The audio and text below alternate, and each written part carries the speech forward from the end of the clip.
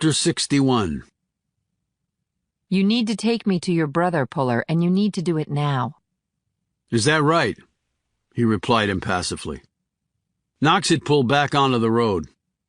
Where is he? I don't know. But you obviously have a way of contacting him. I do? Then contact him and arrange a meeting. Why? You plan on putting the handcuffs on him? I don't arrest people, Puller. I talk to them. I gather intelligence, not fingerprints and suspects. Don't take this the wrong way, but how do I know I can trust you? You can't, trust me. That's sort of the point. But you also have zero options. So you either take me to him, or I make my speed dial and you go to the stockade. And I'll still find your brother. But by then I won't be nearly as nice. Am I making myself clear? I get the gist of it, he conceded. Puller slipped out his phone and sent a coded text to his brother. I'll have to wait to hear back from him. Yeah, well, he better not beat around the bush. And if you sent him a warning in that gibberish I just saw you type, then your military career is over. And here I thought you liked me, I don't like anybody that much, replied Knox, and she clearly wasn't joking. Puller heard back from his brother 10 minutes later. He had included a warning in the text, but his brother had chosen to ignore it. The message was short and to the point. Where and when? Tell him to meet us at my hotel room at the W, number 406, in 1 hour. That is, if he's sufficiently caught his breath from the NASCAR ride.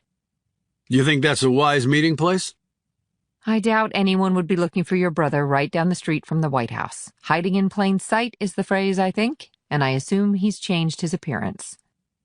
Yes, he has. Well then, she said expectantly, lowering her gaze to his phone. Puller typed it in and sent the message off. He looked at Knox. You like calling the shots? No, I love calling the shots. Now let's get going. I need to prepare to meet the famous, or perhaps infamous, Robert Puller, and I want to look my best. Puller sat in a chair by the window. Knox was perched on the edge of her bed. Someone knocked on the door. Knox motioned to Puller. Probably better if he sees your face first. Puller rose and answered the door. His brother quickly stepped in, and Puller closed the door behind him. Robert Puller was holding his duffel. He gazed around the room before setting his eyes on Knox. She had removed the bandages and done her hair. She had also showered and changed her clothes. She had on jeans, a blouse, and calf-high boots. She didn't stand when Robert came in, nor did she extend her hand. She just gazed up at him, an inscrutable look on her face. No one seemed to want to disrupt the silence. Both Puller's faces showed the strain they were feeling. Puller knew that if Knox decided to drop the hammer, his brother would be back at the DB tonight. And Puller would probably be right there with him, and there would be nothing he could do about it. His gaze sought out Robert's, and he could tell by his brother's expression that he was thinking pretty much the same thing. It was Knox who finally broke the silence. She said to Robert, You could get a job in the hair and makeup department at any studio in Hollywood. And I'm speaking from experience. We use some of their techniques in my line of work. Robert said nothing to this, and Knox pointed to a chair next to the one Puller had been occupying. Why don't you gents take a seat, and we can have a nice chat about things. The brothers looked at each other, and then took their seats. Knox began without preamble. I'm in military intelligence, which means I like listening a lot more than I do making speeches. But this time, I'm going to make an exception. Point 1. I should turn you both in. You have enough charges against you that it would take me 6 months to fill out the friggin' paperwork, which is a good enough reason in itself not to. But I'm very much into quid pro quo. She settled her gaze on Robert Puller. Point 2. Like your brother, I don't believe you're guilty. But you were convicted and sentenced, which means in the eyes of the military you are guilty. Robert remained silent. So we get to point 3. The real traitors are still out there, and we have to catch them. And I plan on using you as bait to do it. I'm not asking you, I'm telling you. That's the quid pro quo for me not turning you in right now. Robert looked at his brother. Puller said, "Have you really thought this through, Knox? There's a lot more that can go wrong with it than right." She looked at him incredulously. Are you really going to lecture me on the pros and cons of risk-taking after the crap you pulled with him? Puller shook his head. "I had to do that out of necessity.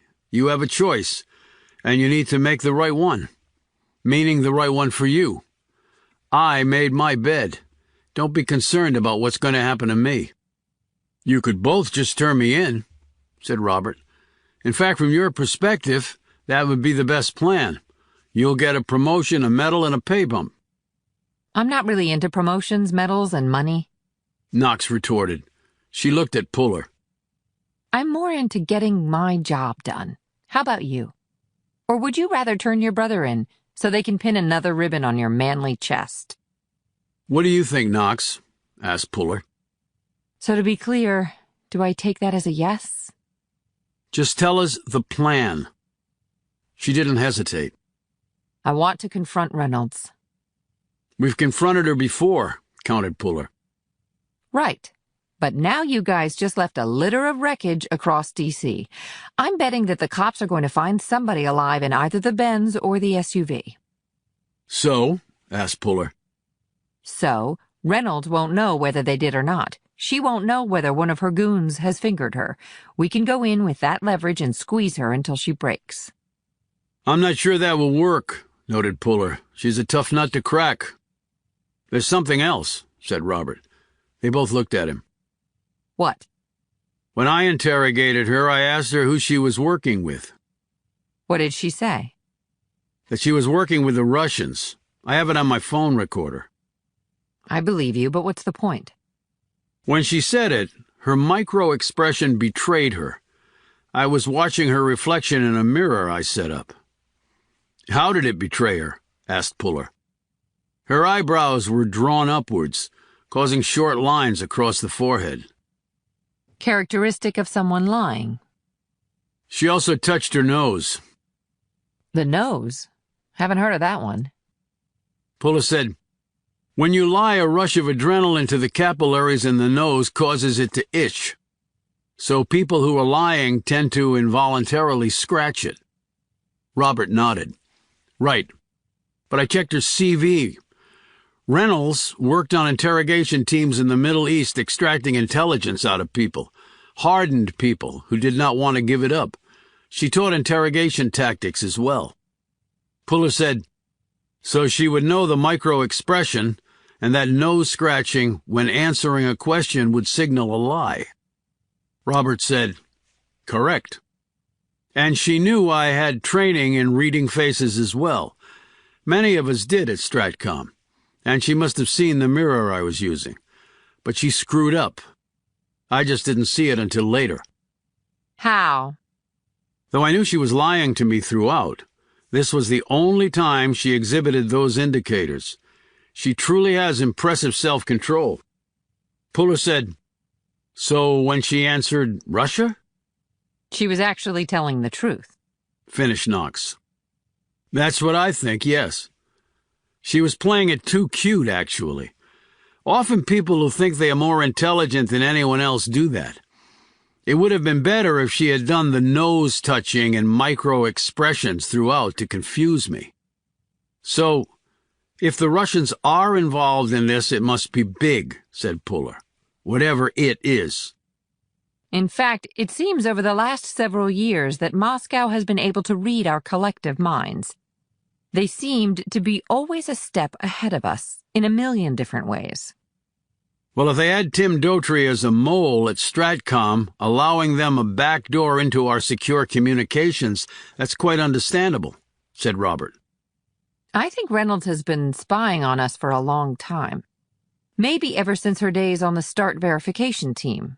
She could have been turned to their side during that time. "Where exactly do you want to do this?" asked Puller.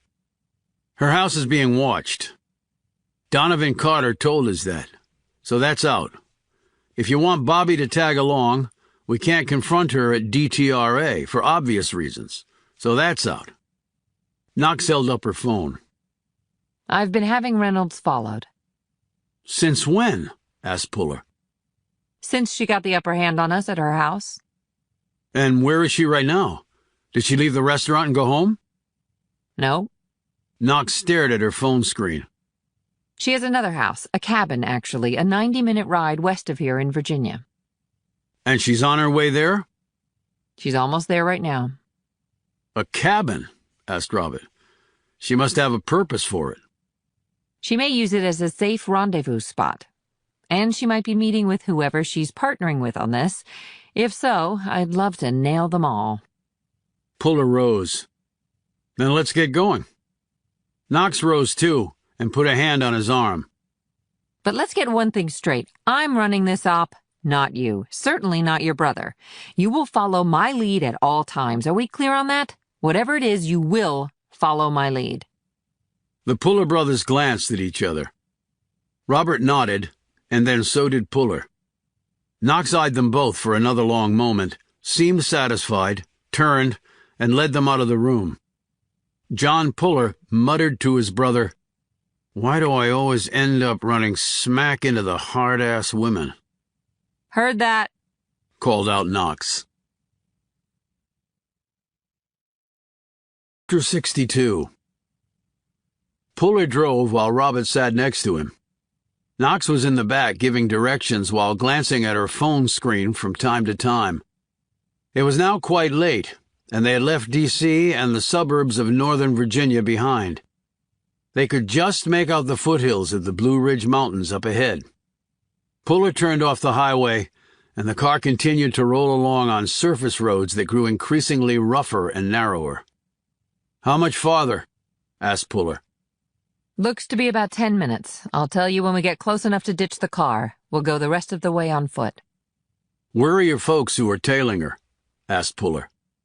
Stationed to the north and west of the cabin, but 100 yards back, forming a perimeter. "How many are there, in case we need some backup?" 2 teams of 3, loaded. "Well, let's hope we won't need them," said Robert.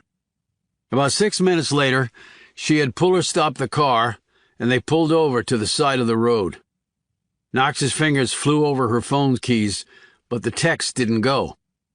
She stared at the loading bar on the screen. It seemed stalled halfway through the operation. Reception is shitty around here, she complained. She punched in a number on the phone. It didn't go through. "I've got no bars," said Puller, glancing at his phone. I don't either. Okay, we'll just have to wing this, but there are 3 of us and only 1 of her. Puller gripped her arm. "This mission is too important to just wing it. We need reliable communication up here, or else we could be divided and taken out one by one." We'll stick together as long as we can. Then we can figure out a way to communicate. "I don't like this, Knox." Are you telling me whenever you were in combat the conditions were perfect? "Of course not. Combat is never perfect." Then what did you do, soldier? "He adapted," answered Robert. "And so will we. Let's go." They climbed out of the car, their guns drawn. There were no homes on this road, which edged higher into a crevice between 2 of the foothills where the land flattened out. The fog had started to spread. "The ground conditions aren't great," said Puller to Knox. Robert said, "And keep in mind that, as Reynolds clearly pointed out to you both, she has guns and is really good at using them." Especially long-range sniping, said Knox grimly. Olympic caliber. "Well, then we can't give her the chance to deploy that particular skill," said Puller. Knox led the way up the road, staring at her phone screen as she did so. Puller noted this and drew next to her. "Memorize where we're going, Knox, and then turn the damn phone off. It's like a spotter beacon right into your chest." She nodded, did a quick but focused study of the screen, and clicked her phone off. They moved up the road, and then Knox led them to the right, over a stretch of ground that was uneven, rocky and slippery. However, all 3 were sure-footed and made their way across it without trouble. They had progressed another 500 yards when Knox held up her hand and stopped. The 2 men drew next to her. She pointed up ahead. In the distance, about another 100 yards to the east, They could make out a dim light. That has to be the cabin up there, she said, pointing at the light. It's the only structure around here. Puller gazed around on all compass points before returning to the light. His brother looked at him and said, "What do you think, Junior?" Junior? said Knox, staring at Puller. That's your brother's name for you? "Well, he is a junior," said Robert. "He's named after our father." But you're the older son. Why aren't you the junior? "It's not always the oldest that's called junior," pointed out Robert. "And our mother named me." He added, "Her brother's name was Robert." Knox gave Puller a quick glance but said nothing. Puller didn't look at her. His gaze was on the target up ahead. "What I think, Bobby," said Puller, apparently choosing to ignore the discussion around his nickname, "is that the approach to the cabin on all sides is entirely open. The ground is flat. There is no cover. You wouldn't have to be an Olympic-caliber shot to pick us off easily enough." But it's foggy and it's dark. Pointed out Knox. That favors us. "If I were Reynolds, I'd have some sort of perimeter security. We trip that, and then we're sitting ducks. Later generation NVGs work just fine even in the fog. I bet she has them in there, and we don't." Well, we can't just sit here. This is your area of expertise, Puller. Pretend you're back in Kandahar and trying to clear a house. What would you do? He studied the area ahead for a couple of minutes. "Okay. What we can do is split up and approach on 3 sides. He pointed up ahead. "This is the east side, which faces the back of the cabin. I think we should approach from the west, north, and south, meaning the front and 2 sides, because her natural instinct might be to guard her rear flank." Robert said, "On the south side, the foothills pick up again and the land starts to rise. I doubt she would be expecting someone coming from that direction." Well, then, let's just hit it from that way. Puller shook his head. "We can't put all our eggs in one basket. Unless she has a bunch of other shooters in there with her, she can only defend one position at a time." He pointed at Robert. "You circle around, Bobby, and approach from the south. I'll go from the west, which faces the front of the cabin. And Knox, you go in from the north." "How do we communicate and coordinate?" asked Robert. "My phone still has no bars." Puller said, "We'll be close enough to use a quick flash of phone light to communicate.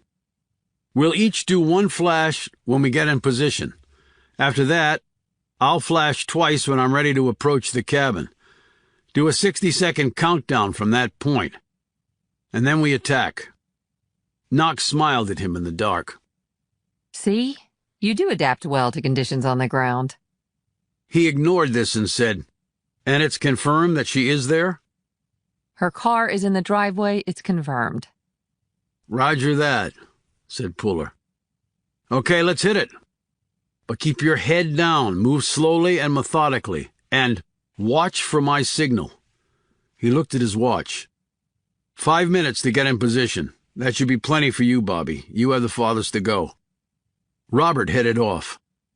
Before she left Puller, Knox said in a joking tone, So, do I call you Junior now? Puller said curtly, "No one called me Junior except my brother and my father, and my mother. And my father doesn't call me anything anymore except XO."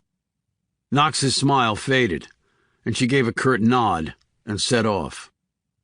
Puller gazed around one last time. He didn't like any of this.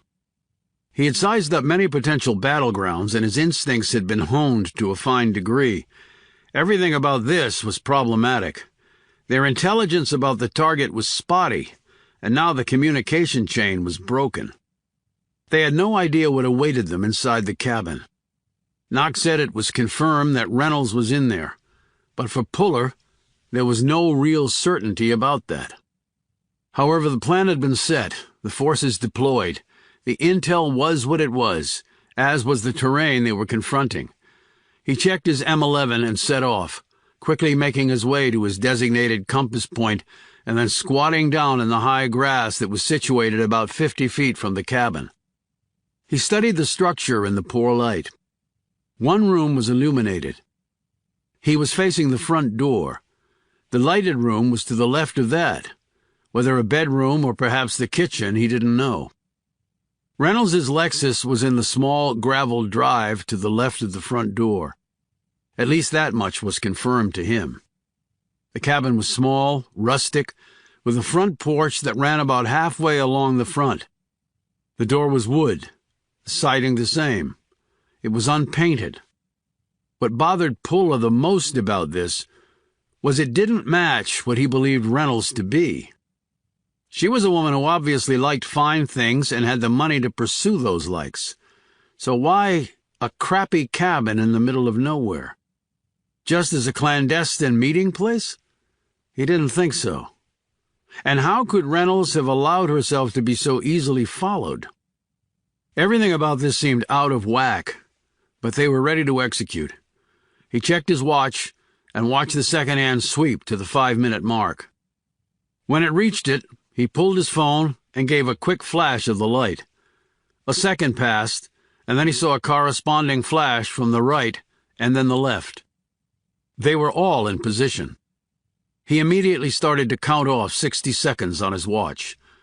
At 58, he tensed his legs and readied his weapon. At 59, he was starting to move. At 60, he commenced the zigzag trek to the front porch, keeping low and to the side, never exposing himself full on to sight lines from the cabin's front. The light in the house never went off. No other lights came on. No shadows moved in front of that light. He could hear no sounds other than the occasional scurry of an animal in the nearby woods and his own heartbeat. Then he was on the porch, standing with his back to the left of the front door. It was a simple door lock. Again, that seemed off. He checked up, down, and along the eaves of the roofline. No surveillance cameras. He had encountered no tripwires. If the porch had a pressure plate embedded in it, that would trigger an alarm. It must have been a silent one. He faced the door and kicked right at where the lock met the frame.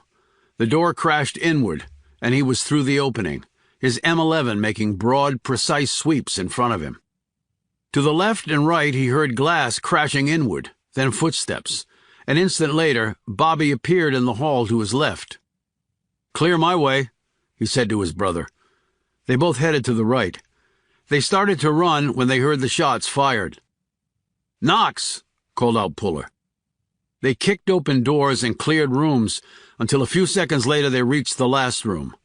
The door was partially open, and the light was on. Puller pushed the door open fully, and he and his brother filled the doorway, their guns pointed in front of them.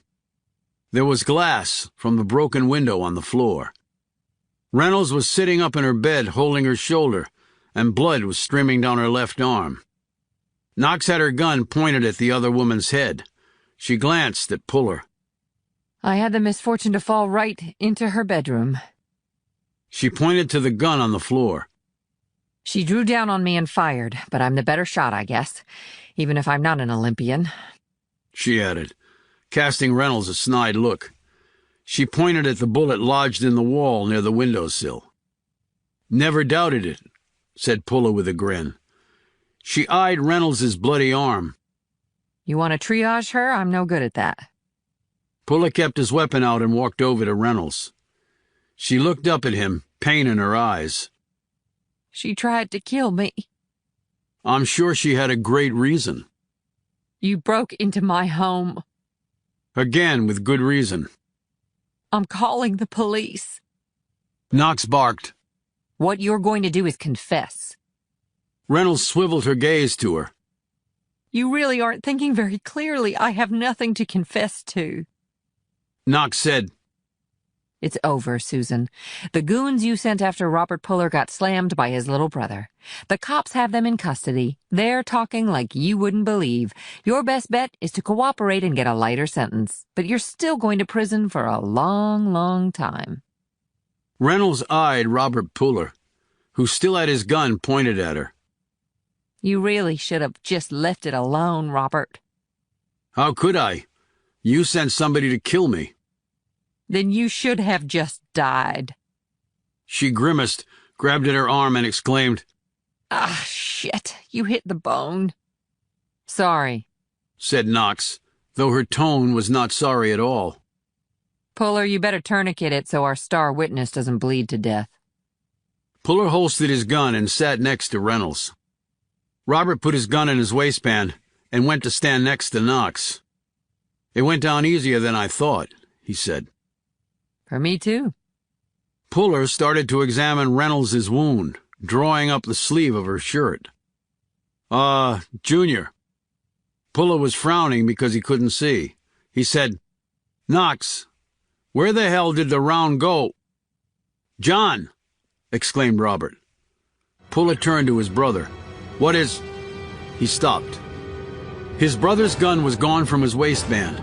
It was now in Knox's hand and pointed at Puller. In her other hand, Veronica Knox had her pistol pressed against Robert's head.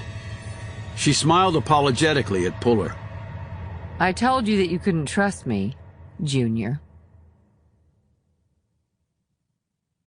Chapter 63.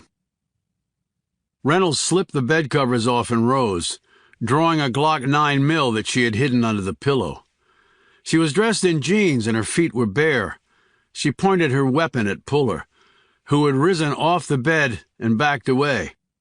Reynolds took a few moments to wipe the red off her arm using the sheet from the bed. Finished, she looked at Robert Puller. Theatrical stuff, much like what you have on. Nice job, by the way. Never would have recognized you except for the exterior surveillance cameras at my house. So why Russia, Susan? Said Robert. They don't need any help, do they? The Middle East is where it's at, right? Moscow will always have more staying power than the desert rats. The terrorists will get subsumed into rising economies because they have no clue how to run a country or create jobs. People over there care less about Allah and more about having clean water, electricity, and ways to feed their families. But Russia is a real country, with a real army, with real nuclear capability. And you want to side with a country run by a former KGB agent? Retorted Robert. As opposed to what? A country run by old white billionaires and their paid lackeys in Washington? The same goes on in Russia. It's just overtly backed by the government there. She slipped on a pair of shoes that were set on the floor next to the bed. I'm not going to have a geopolitical discussion with you about the validity of my arguments or positions, Robert. You've done incalculable damage to this country's interests, Susan. Well, as they say, you ain't seen nothing yet. What's that supposed to mean? Said Puller quickly. Literally what I just said. You think I've been working this hard just to kill your brother? He was a piece, a tiny piece of what's coming. She smiled. If you're still alive, which I doubt, you'll never forget it. She glanced at Robert. On second thought, I might keep you alive just so you can see it. Knox pointed her gun down at Puller's ankle. Your throwaway. Take it out muzzle first and slide it over to Susan. Puller lifted his pant leg, drew out the short-barrel pistol, placed it on the floor, and kicked it over to Reynolds, who reached down and scooped it up. When Puller straightened, Knox said, Anything you want to say to me, Puller? He just stared at her. Robert looked at Reynolds and said, I'd like to know how you orchestrated all this tonight. Reynolds said, Easy enough. I came up here, told Veronica. She informed me that she would have you in hand soon and would bring you to me. So you weren't being followed, said Robert. No, said Knox. That's just what I told you. How long have you two been working together? Asked Robert. Not that long, actually, said Knox. But it's been memorable. She glanced at Reynolds and smiled. She's a great persuader. Robert said, But John picked the sides of the house we were going to attack. So how did you know she'd be in the room you were going to be coming in through? Knox shoved Robert toward his brother and then put one of the guns in her jacket pocket. She kept the other one pointed at Puller. She reached into her pocket and held up her phone. I have bars. I called Susan and told her which side I'd be coming in on after Puller made his decision on that. She just crawled on her stomach to that room, and voila. Robert nodded but said nothing. He snatched a glance at his brother, who had still not taken his eyes off Knox. Sure there's nothing you want to say to me, Puller? Asked Knox tauntingly. Reynolds said, I don't think he can come up with the words, Veronica. I can see in his eyes that he never saw this coming. Knox said in an annoyed tone, You know, you could have told me you were going to take out Carter with a bomb. I almost got blown up. Sorry, we had to hurry on that one, and I didn't know you'd be following him. But why kill Carter? Asked Robert. He suspected me, said Reynolds. Despite what he might have told your brother, there was going to be an investigation, and that would have been bothersome to me. Knox said, Let's go. She shoved Puller ahead of her while Reynolds kept her gun on Robert. As they walked to the door, Puller broke his silence. Speaking in a voice only Knox could hear, he said, How did you manage that attack in the alley in Charlotte? I thought you might be wondering about that. My gun had blanks. I got you to go running after the others, which gave the dead man plenty of time to disappear, after leaving some of his blood behind, of course. Why do it at all? I knew you were still suspicious of me. That was a way to allay that suspicion. Puller said, So was it for the money, just for kicks, professional envy, not getting promoted fast enough, or maybe missing your fast life? Maybe all of the above. I don't know about that, said Puller. As they walked, she looked curiously at him. What then? She said in a casual tone. I think your old man had twice the guts you had. You knew you could never live up to that. You probably just invented the bullshit about him.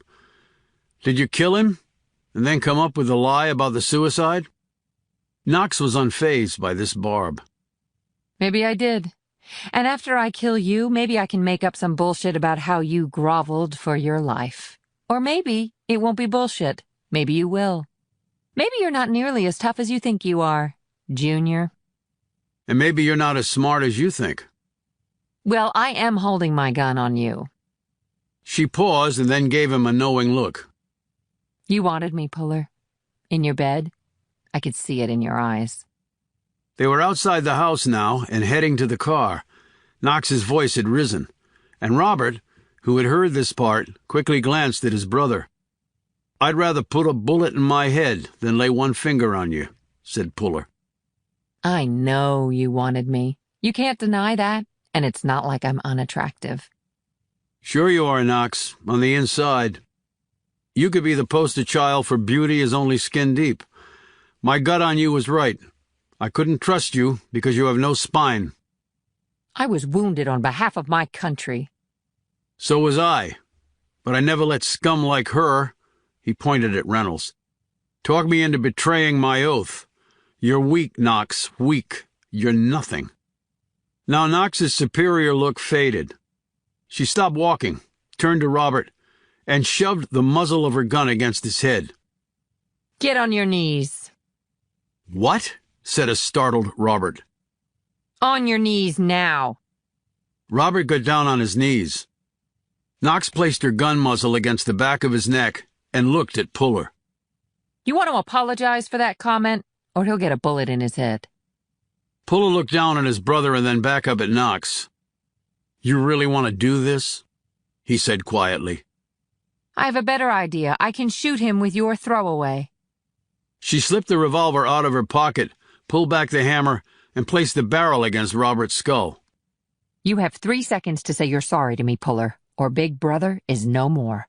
1, 2... I'm sorry, said Puller. Knox fired anyway, but she had angled the muzzle to the left so that the round didn't hit Robert. He yelled out and dropped to the ground, clutching his head. Puller started to rush to his brother, but Reynolds pointed her gun in his face. Robert sat up and glowered at Knox. I think you blew out my eardrum. Better than blowing your brains out. I hear you've got a big one. Now get up. Robert struggled to his feet, still clutching his ear. When they reached the Lexus, Knox said, Let's secure them. Reynolds nodded and used zip ties to bind the pullers. They all climbed into the Lexus. Knox drove. The pullers sat in back, and Reynolds in the passenger seat with her gun trained on them both. They headed back into D.C., and following Reynolds's directions, Knox pulled into an underground parking garage. It was well after midnight, and the parking garage was full of cars because it was a residential building. Knox used a knife to cut the zip ties. If we meet anyone along the way and you make any attempt to communicate with them, you are dead, and so are they.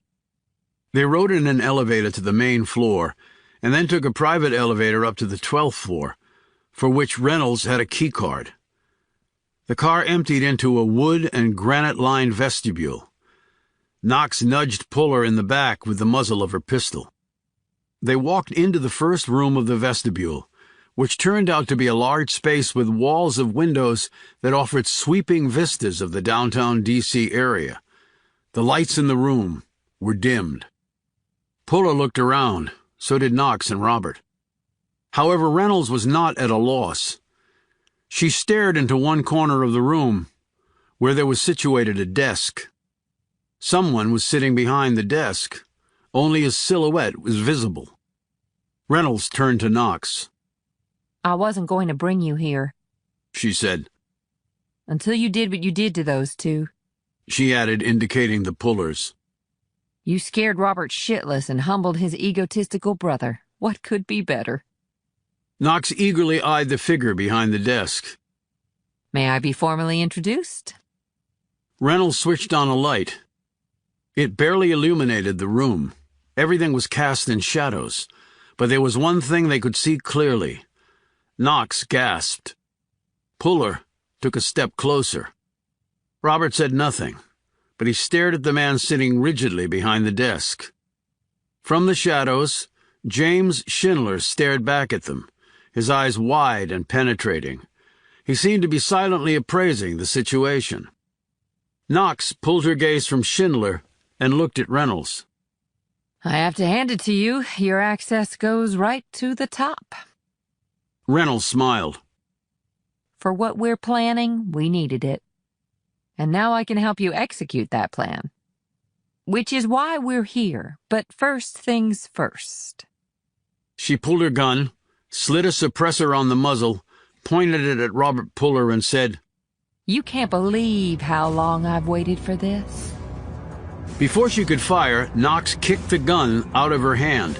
Then she whirled and clipped Reynolds' legs out from under her. The woman fell hard to the floor. A moment later, Knox tossed two guns. A stunned Puller caught one and Robert the other. The brothers looked confusedly at each other. Puller said, Knox, what the hell is... Knox yelled out, I'll explain later. Keep your guns on Reynolds. Don't let her out of your sight. Robert aimed his gun at Reynolds, who was still on the floor. When Puller looked over at the desk, Schindler hadn't moved a muscle. He still just sat there. Puller's jaw went slack as the truth hit him. Knox pointed her pistol at Schindler. You're under arrest. Get up, now. Knox, Puller called out. Something's way off. Knox shot him a glance. What? The glass behind Schindler shattered as the high-powered round crashed through it. The Pullers and Knox dropped to the floor. That shot came from the building across the street, yelled out Puller. Another shot shattered a second section of glass. Then more high-velocity rounds poured through these openings, slamming into walls and the floor. One hit the light fixture and then exploded, throwing them into near-complete darkness. What the hell is going on? Shouted Knox from behind the chair where she had taken cover. Just stay down, Puller called back.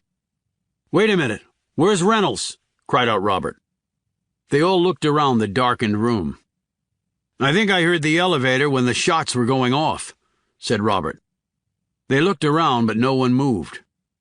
Puller waited for more shots to be fired, but none were. A moment later, Puller rose cautiously and peered at the shattered windows. When Knox started to get up, he said sharply, Stay down. The shooter might still be out there. Robert had crawled over to the desk to examine Schindler, who still had not moved, even when the shots had started. John, he said frantically. Puller shot across the room to kneel next to his brother. What is it? Robert pulled back Schindler's jacket. As soon as Puller saw it, he grabbed his brother and pushed him toward the elevator. "Go! Go!" He next shouted at Knox. "Run, Knox!" The three sprinted for the elevator, but when Knox hit the button, it did not light up. "Reynolds might have disabled it," said Robert. Puller looked left and then right and spotted the door at the end of the vestibule. It was locked when he tried the handle. He pulled his M11 and shot the lock off. "What is it?" yelled Knox, before Puller pushed her through the opening and then did the same with his brother. "Move!" He closed the door behind him and sprinted down the steps toward the first landing. Knox and Robert reached it first, turned, and headed down the stairs to the second landing. Puller had almost reached the first landing when the detonation occurred.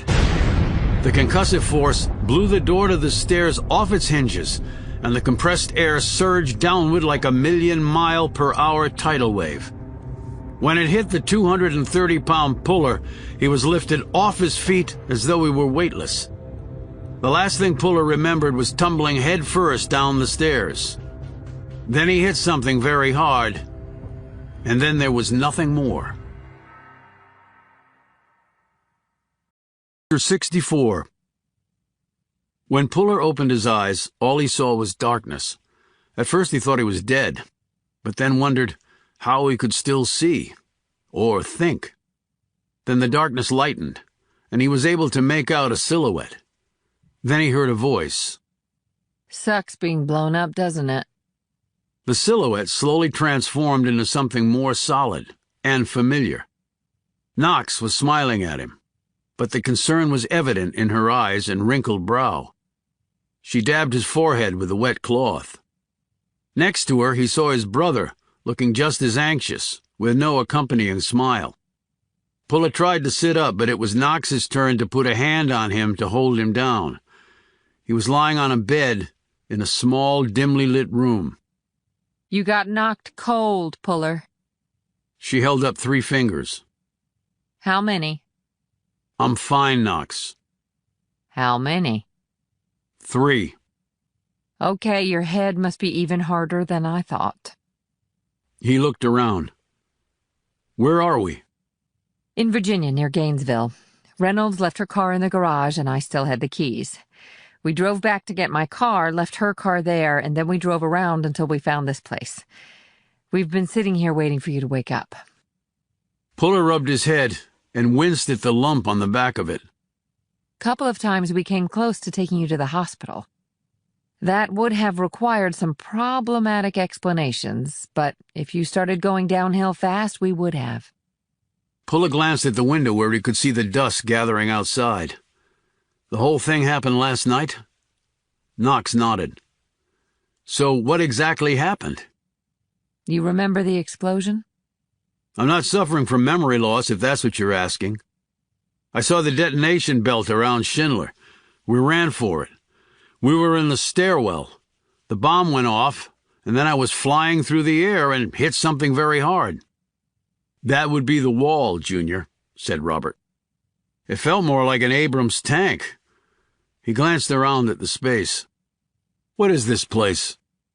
"Motel room." "So how did we get out of the building Reynolds took us to?" "Fortunately, your brother and I had made the turn going to the second landing. You got far more of the blast than we did, although we got knocked around too. It's a good thing your brother was there. He carried you out over his shoulder. I never would have had the strength." Robert said, "I haven't had to carry you that much since you were 4 years old, and you weigh a hell of a lot more now. Cops show up?" "I'm sure they did, but we managed to get out first." She rubbed his face again with the cloth. "How are you really feeling?" "Better than I have a right to, I guess." She sat back and sighed. "Best laid plans." "I've been working undercover on this case for 2 months. I finally get to who I think is the big wig and find out Reynolds suckered me." "She suckered us all," pointed out Robert. "She obviously trusts no one." "But I delivered you right to her. I acted my part really well. I almost deafened you to gain her confidence." She touched Robert's arm. I'm sorry about that. It was an ad lib. I had to sell that I was really a traitor. I understand, and it seems that most of my hearing is back. Puller now sat up a bit, and she didn't try to stop him.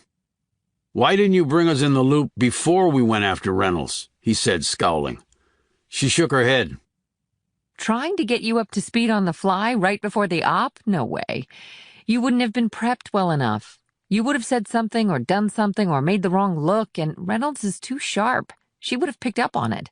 I had to let you act exactly how you felt, convinced that I had betrayed you. Well, I bought your act, said Puller grumpily. But you took a risk by not telling me. I might have shot you. I had to take that risk. I worked too hard on this sucker. But when I saw Schindler, I was stunned. I didn't figure him for it at all, but there he was. She glanced at Puller. But it was all a facade, a trick. How did you know? I could see it in his eyes. Up closer they were glassy, and he hadn't moved a muscle. He was already disabled, added Robert. They probably used a paralytic. Puller said, Reynolds was obviously testing your loyalty. That's why she moved to shoot Bobby. If you were really on her side, you'd let that happen. You weren't, and you didn't. So she was able to get me to blow my own cover. I'm glad you did, said Robert. Otherwise I wouldn't be here. I could see the look in her eye. She was going to pull the trigger. But why all the shots fired through the window? Asked Knox, who immediately answered her own question. So Reynolds could get away. Puller nodded. It was slickly done, I have to admit. She sat back and folded the cloth into a square. This was my only shot to get them, Puller. They're long gone now. I'm surprised you got as far as you did with them, he replied. It wasn't easy. When we were tipped off about Robert, that he might be innocent, we went back over his case in detail. One thing stuck out for us. Susan Reynolds. But how did you approach her? Asked Robert. I didn't. I let her approach me. We had set up my cover quite convincingly. I was passed over for a promotion. There were certain irregularities in my record, the accusation of a bribe. She could have gained access to this information quite easily. One day, she called me out of the blue. She looked at Robert. I told your brother that we had received an anonymous tip about you. It said that you were innocent and that a coworker of yours was not the loyal person they claimed to be. When did you get the tip? Asked Robert. About 4 months before all hell broke loose at DB, and the attempt was made on your life. So that was the catalyst, said Robert. Puller interjected. I think it might have been Niles Robinson. Guilty conscience. As I told Puller, unfortunately, we were probably the ones who almost got you killed. We obviously had a leak at INSCOM. Word got out we were looking into your case. We believe that prompted the assassination attempt on you. Well, it also gave me the opportunity to escape. So we decided to lay a trap for Reynolds. I was with INSCOM. I was possibly damaged goods. I could be helpful to them. It took 2 months because she was very cautious. Then she made contact. A phone call, an email, a text. A face-to-face in an out-of-the-way place. Then things started to heat up quickly. I had no idea about the hit at DB on you, Robert. I wasn't in the circle on that one. I already told Puller that, but when it happened and you escaped, Reynolds met with me again. She needed me to be part of the investigation. Why not just pull the plug on her right then? Asked Puller. Because we might get her but no one else, and we still didn't know what the end game was. It couldn't just be the murder of your brother. We needed to know what they were after. If we pulled the trigger too soon, we'd never find out what that was. So you became part of the investigation, said Puller. And from there, I teamed with you, which she loved because she was convinced that your brother would seek you out, and the sooner they nailed him, the better. But why was I so important to them? Asked Robert. First, she loathes you. I think you represent for her every promotion she didn't get, every superior she didn't impress, every opportunity that went to someone else. She thinks she's smarter than you, and she will do anything to prove it. You were the golden child wherever you went, and when your career carried you to her part of the world, you made a very dangerous enemy. When they needed to get you out of the way before you transferred to ISR, she was more than happy to do it. And that was the second point. They had Daughtry in hand. He needed to get the job, not you. And we now know he was blackmailed. Any idea what they're up to now? Asked Puller. Reynolds said we haven't seen anything yet. When she said what they were planning would be memorable, I took the woman at her word. That's the rub. Not a clue. I was hoping to learn more about it last night, but she outmaneuvered me. I underestimated the woman, and I guess I overestimated my own cleverness. Robert said, "Do you think they'll go forward with whatever they're planning?" We can't assume that they won't. In fact, this might accelerate their hand. But Reynolds can't operate in the open anymore, not after last night, said Puller. We haven't talked to the police. They'll eventually ID Schindler's remains through DNA. But I have no idea whose apartment that was or who was firing the shots through the window. And I can't talk to the police for obvious reasons, added Robert. But we can, Knox, said Puller. It would be our word against hers. We don't have proof. And if they bring Reynolds in, she'll tell them about Robert being with us. Then our choice is either to lie or tell the truth, neither of which is a good opinion if we don't want to go to prison. And knowing her, she'll come up with some quite plausible tale that we orchestrated her kidnapping and had a hand in killing a prominent member of the NSC. This is ridiculous, snapped Puller. But then he drew a long, calming breath. If that's the case, then we need to focus everything we have on finding out what they're really planning. Reynolds has to be intimately involved in whatever it is, because they've taken such great steps to protect her, pointed out Robert. That's true. But is it in her official capacity with DTRA or in her capacity as a spy? Puller and Robert looked at her blankly for a few moments. Obviously, none of them had the answer to that question. They only had 2 motel rooms available, this one and the one next door. I thought you and your brother could have this one and I'll take the other one. I'm going to grab my duffel from the car, said Robert. After he left, Knox turned to Puller. She beat me, Puller. She kicked my butt, too. Again. I'm starting to get a real inferiority complex. She took it to one more level. I wasn't anticipating that. Then we have to take it to a level she's not anticipating.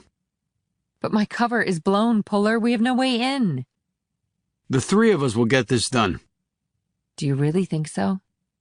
Without a doubt, said Robert, who had come back in and overheard this part of the conversation. He put his duffel down and sat on the edge of the bed.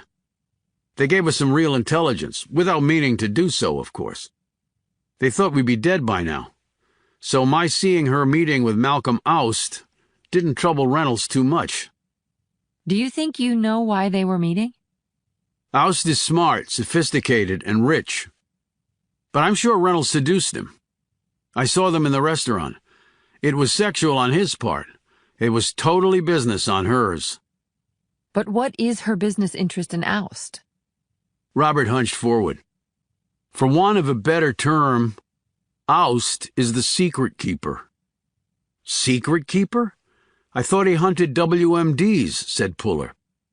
That's part of it, but only part. He's an investigator, an overseer, and an inspector, a confidant. Depending on the situation, he will adopt a different role. Why would his role vary depending on the situation? Like Puller said, his job is to ferret out illegal WMDs. Oh, it's actually far more complex than that, said Robert matter-of-factly. Take Israel, for instance. Their official stance is they have no WMDs. But they're our staunch ally, and thus we would never call for an inspection into what they have or don't have. But for strategic purposes, we need to know privately what their capabilities are. In steps Oust.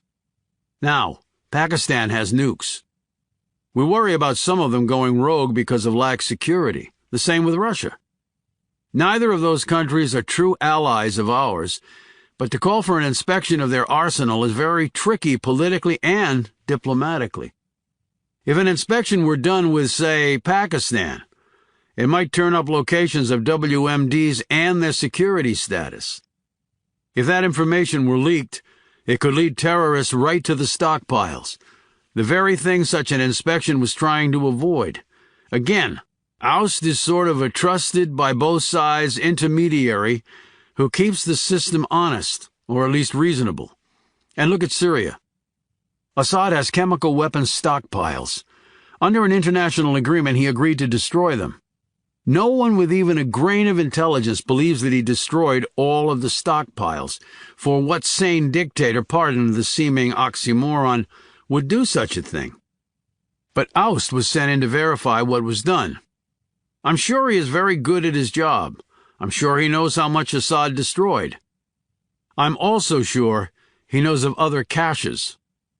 But wouldn't he report that? Said Puller. He would make an official report, absolutely. That one would be dribbled out to the global media according to the timetable of the powers that be. But there would also be an unofficial report with limited dissemination that would tell a different story. So the public is kept in the dark, said Puller. How does that make sense? It makes perfect sense if you want future leverage with someone like Assad, or Kim Jong-un, or a host of leaders of that ilk. You always hold something back to play later when you need it. Proof that someone like Assad lied and did not destroy all of his WMDs can be very powerful when used later on. It's all in the timing.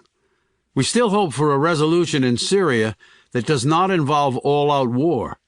Such intel can pave the way for that. But why would Syria allow Aust to know of other caches? They would realize that this would be used later against them. That speaks to how good someone like Aust is. He knows places such as Syria like the back of his hand. He has moles everywhere. He can sniff out WMDs. That's why he does what he does. And countries like Syria know this. It's a game they will all play. If the chit is played later against Syria, they will respond accordingly. But it buys them time. And it also buys us time to deal with countries like that in a diplomatic, measured way, instead of declaring war and sending boots on the ground. After Iraq and Afghanistan, we don't have the stomach or the money for that anymore. But we still have a significant role to play in international affairs. The world expects America to lead. And this is one way we can without committing lives and treasure in vast quantities. It's all about what we know, and when we use what we know. Puller shook his head. Way above my pay grade. It's why I'm just a grunt toting a rifle. Give yourself a little more credit than that, Puller. But it does come back to Aust, said Robert. If they need him, then it certainly narrows our search considerably. Knox interjected. But what if he's doing so willingly? You said Reynolds seduced him. That it's all about sex on his part and business on hers. But what if he's in on it? And his motivation? Asked Robert. Knox turned to Puller. Tell him what you told me before.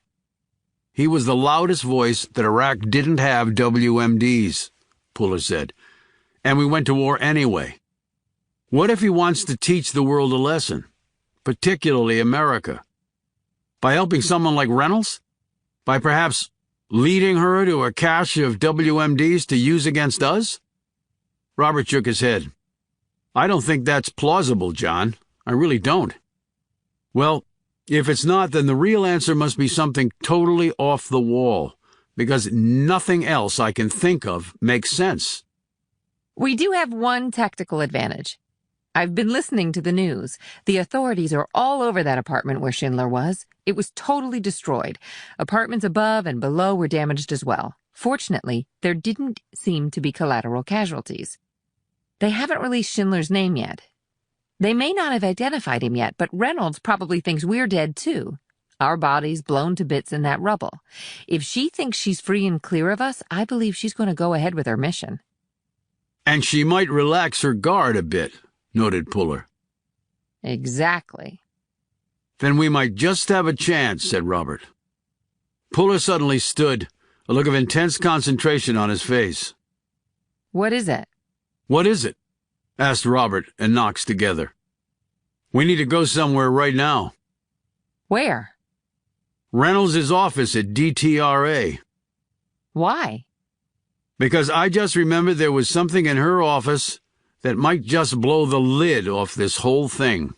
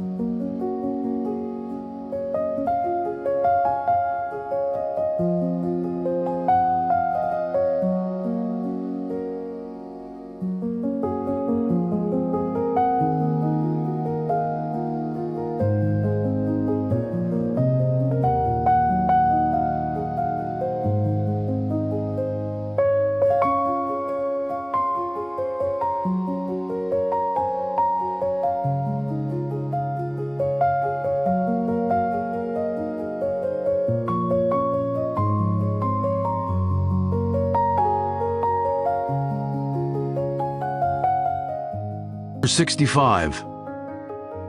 There was a country house situated between Middleburg and Purcellville, Virginia, originally a horse farm.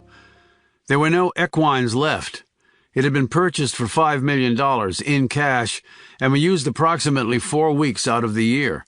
The rest of the time its owner was traveling the world.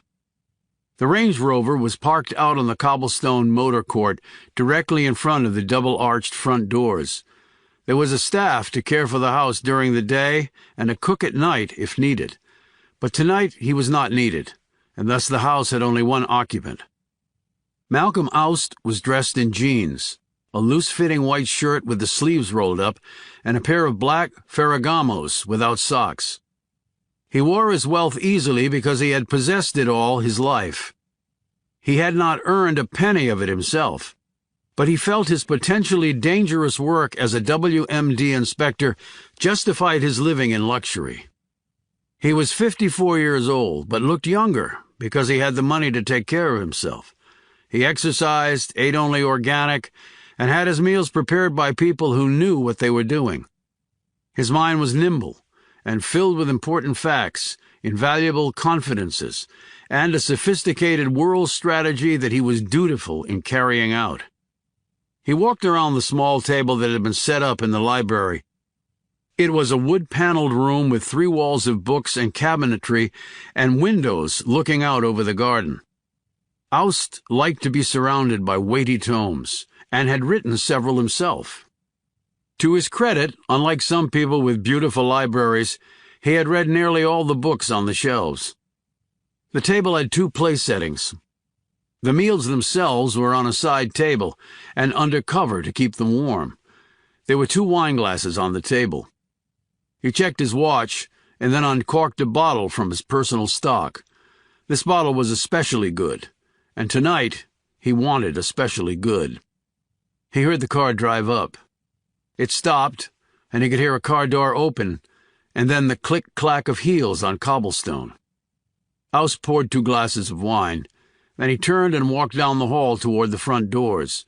Seconds later, he opened the door, and there she was. She was dressed as seductively as she had been at their dinner, or perhaps even more seductively. Susan Reynolds's smile was warm and coy and intriguingly suggestive.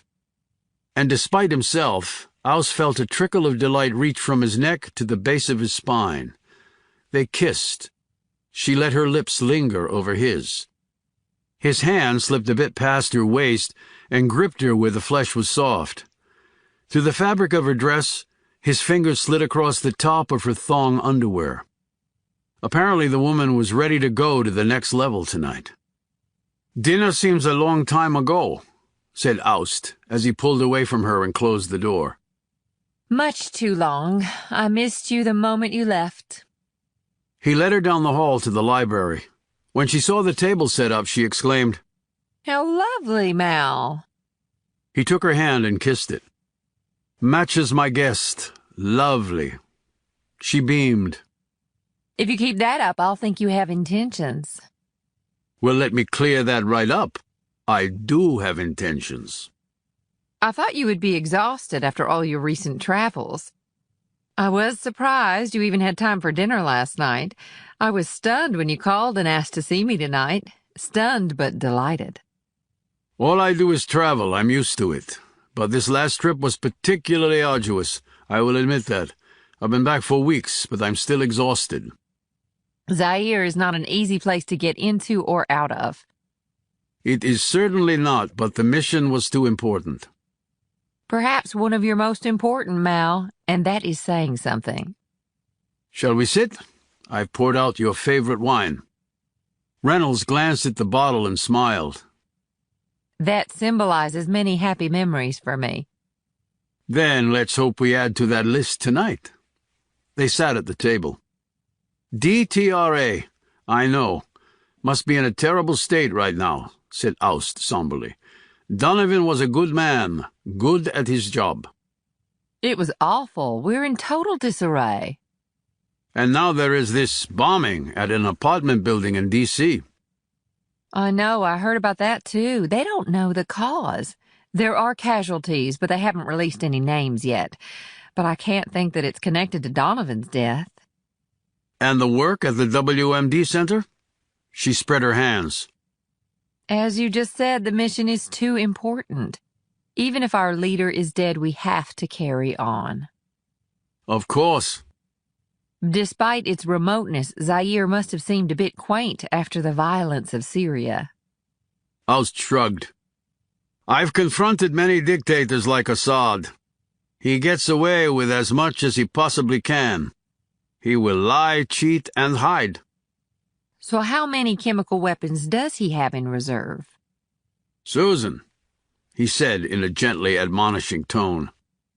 I know you like to keep things close to the vest, but no clues? Not even for you, my dear. But when the report is officially released, you'll get to read every word. He picked up his wineglass and indicated that she should do the same with hers. They clinked glasses and drank their wine.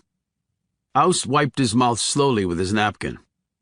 I must deplore you for drawing the potentially calamitous situation in Africa to my attention.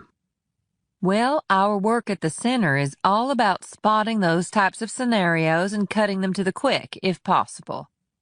There had been rumors about it being weaponized, but I thought they were simply rumors. How did you manage to get onto it? You never said. Through various channels, we have human intel all over the place, even in remote Zaire. But we only had generalities to go by, Mal. You were the one who tracked it down. We might have been a bit late to the party, he said, his brow suddenly creased with concern. She lowered her glass. Late? How so? It will be in my report on Zaire, but on this I can give you a bit of a preview. He laid down his wineglass and rubbed his forefinger and thumb together. I've seen you do that before when you're very nervous. He ignored this and said, I had communicated particulars to you on the target site. Correct, and I sent them onward. Well, when we got to the target site, it appeared that someone had been there before us. Who? Unknown as yet. He suddenly slapped his hand on the table, nearly upsetting his wine. "The thing is, Susan, I'm fairly certain we didn't get all of it." Have you made this known yet? "I don't want to incite a panic based on incomplete information." But why can't you be sure one way or another? "There was no one at the target site, just the cache, where we expected it to be." Well, then? "I'm very meticulous in my work, as you know." Of course you are. You're a legend, Mal. "The canisters were in an underground bunker, 10 feet down, dirt floor, concrete block walls, and ceiling." And no one was there? "They had been. How do you know? We found 2 shell casings and traces of blood, very faint, but they were there. As you said, meticulous. And something else in the dirt, too. What? We retrieved 6 canisters, 5-foot-tall cylinders. They weighed many kilos apiece. I'm sure. But in the dirt, you see?" Yes? she said expectantly. It was only a faint trace, but it was unmistakable. What was it, Mal? 3 more canisters. You could just make out the indentations of the bottoms of them in the dirt. But they weren't there? Hidden somewhere else, perhaps? He shook his head. "We searched everywhere. There was nothing." So 3 canisters might be missing? Coupled with the shell casings and the blood, I think someone beat us to it. And we found some villagers who had seen the canisters being brought in. There were 9 of them. They were sure of that. But why take only some of the canisters? Perhaps they hoped we wouldn't see the evidence of the others, or of the possible attack on those who had possessed the canisters. She sipped her wine. There has always been talk of the Russians aerosolizing it. That was just a rumor, an unsubstantiated one. I don't believe that the Russians ever managed to do it. But why Zaire, of all places? Well, that's where the deadliest form originated. An average 80% fatality rate. They have science in Africa, Susan. Better than we think. And parts of that continent have become ground zero for terrorist activity. Lots of money is pouring in there, and it's not to build schools or infrastructure. It's to do harm in other parts of the world, like right here. Which was one reason the center was focused on it. And pointed me in that direction. We had just the barest of intelligence. You did the hard work tracking it down. But if someone got there ahead of me, if they took those canisters for their own purposes... It all sounds very ominous, Mal. How can I help? In answer, he reached under his chair, slid out a pistol, and leveled it at her head. "You can tell me who you tipped off, Susan, and what they plan to do with the canisters. And you can tell me right now." Reynolds didn't even flinch. That was quite a segue, Mal. I'm not sure I've seen better, or worse, depending on one's perspective. "You were my point of contact at the center. You said you sent the intel on the target site onward. I'm sure you did. I just need to know to whom." I have no idea what you're talking about. "I won't insult your intelligence, so please don't insult mine. Donovan Carter called me the day he died. He told me he wanted to talk about something important. When I asked him what, he only mentioned one name. Yours. He knew we were friends. He knew we were working together." Reynolds drank some more of her wine. And what did dear departed Donovan say about me? "That he had doubts as to your loyalty. That issues had been raised. That people were making inquiries and forming sound arguments about your possible treachery. That you might have even framed Robert Puller in order to place your own person at ISR. He was that specific, and I thought I had been totally exonerated. That's highly doubtful, since I believe that you had him killed." She waggled a finger and gave him a sly look. And yet you had dinner with me on the very night he died. Have you no heart, Mal? "I didn't want to believe it of you, of course. You have a first-rate intellect." His gaze wandered over her body, along with other attributes. I seem to have dressed up for no good reason tonight. She smiled warmly, her eyes crinkling.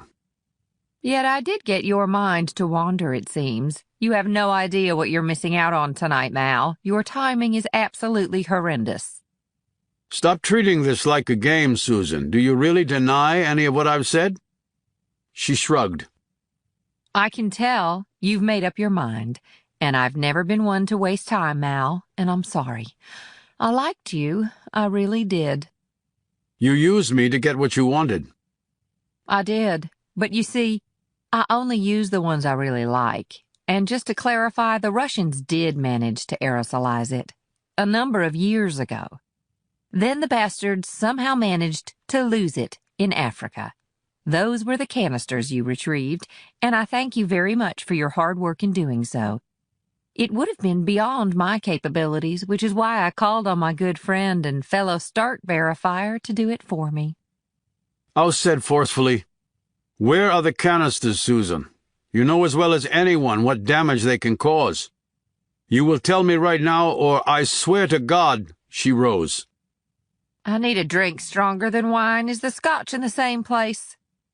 She didn't wait for an answer, but walked over to the cabinet set against one wall, opened the door, and pulled out a bottle. Watching her closely, Oust kept his gun trained on her. "I want an answer, Susan. If you work with me, we might be able to undo the damage you've done. That will help your cause later on." She took down a tumbler from a shelf and unscrewed the top of the scotch. I appreciate the professional courtesy, Mal. I really do. It's rather gallant of you. But I don't need your consideration. I'm sticking with the ones who brought me to the party. She poured out a portion of the scotch into a tumbler and swirled it around. "So you would betray your own country?" Well, I don't see it that way. "You're an American." She turned back to face him. I don't go by those types of old-fashioned allegiances anymore. They just don't work for me. He tightened his grip on the pistol. "Listen to yourself. Are you insane?" Well, you need to get out more, because these days everybody's a little crazy. She raised her glass as though in salute to him. A moment later, a bullet broke through the window behind Oust and slammed into the back of his head. Oust fell sideways off his chair and thudded to the floor. Reynolds took a sip of scotch and then put down the glass. She didn't look at Oust as she stepped over his body and walked out of the house. 66. They had obviously left Robert behind when they went to DTRA. Their badges got them into the building, and security escorted them to Reynolds' office. As the guard unlocked her door using his master key, he said, "She won't be in until tomorrow morning." Puller said, "I doubt very much she's going to be in ever again." He switched on the lights and strode across the room to stand behind her desk. "You remember I said something was off when we left Reynolds' office last time?" She nodded. He picked up the photo he had seen previously when they visited Reynolds here. "Well, this was off."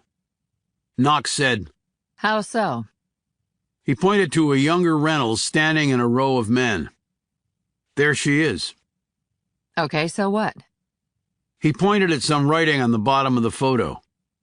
The caption says this was the START verification team. Again, so what? He ran his finger down the line of men. "Recognize anyone?" She eyed one of the men. That's Malcolm Oust. But we knew he was on the verification team, so you're still suspecting him of partnering with Reynolds?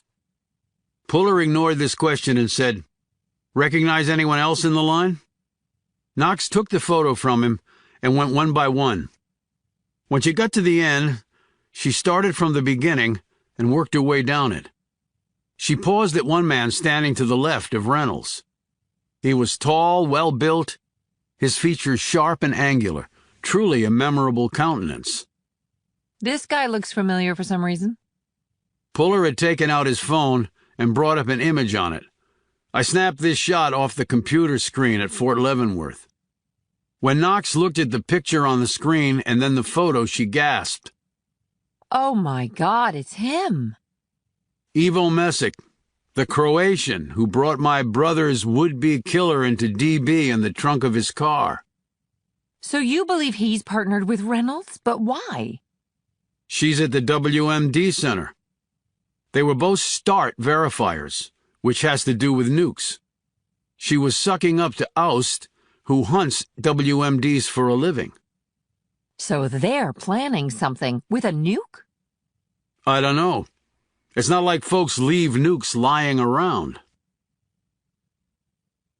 As they left the building and got back into the car, Knox's phone buzzed. She answered it, listened, and then said, Okay, thanks for the heads up.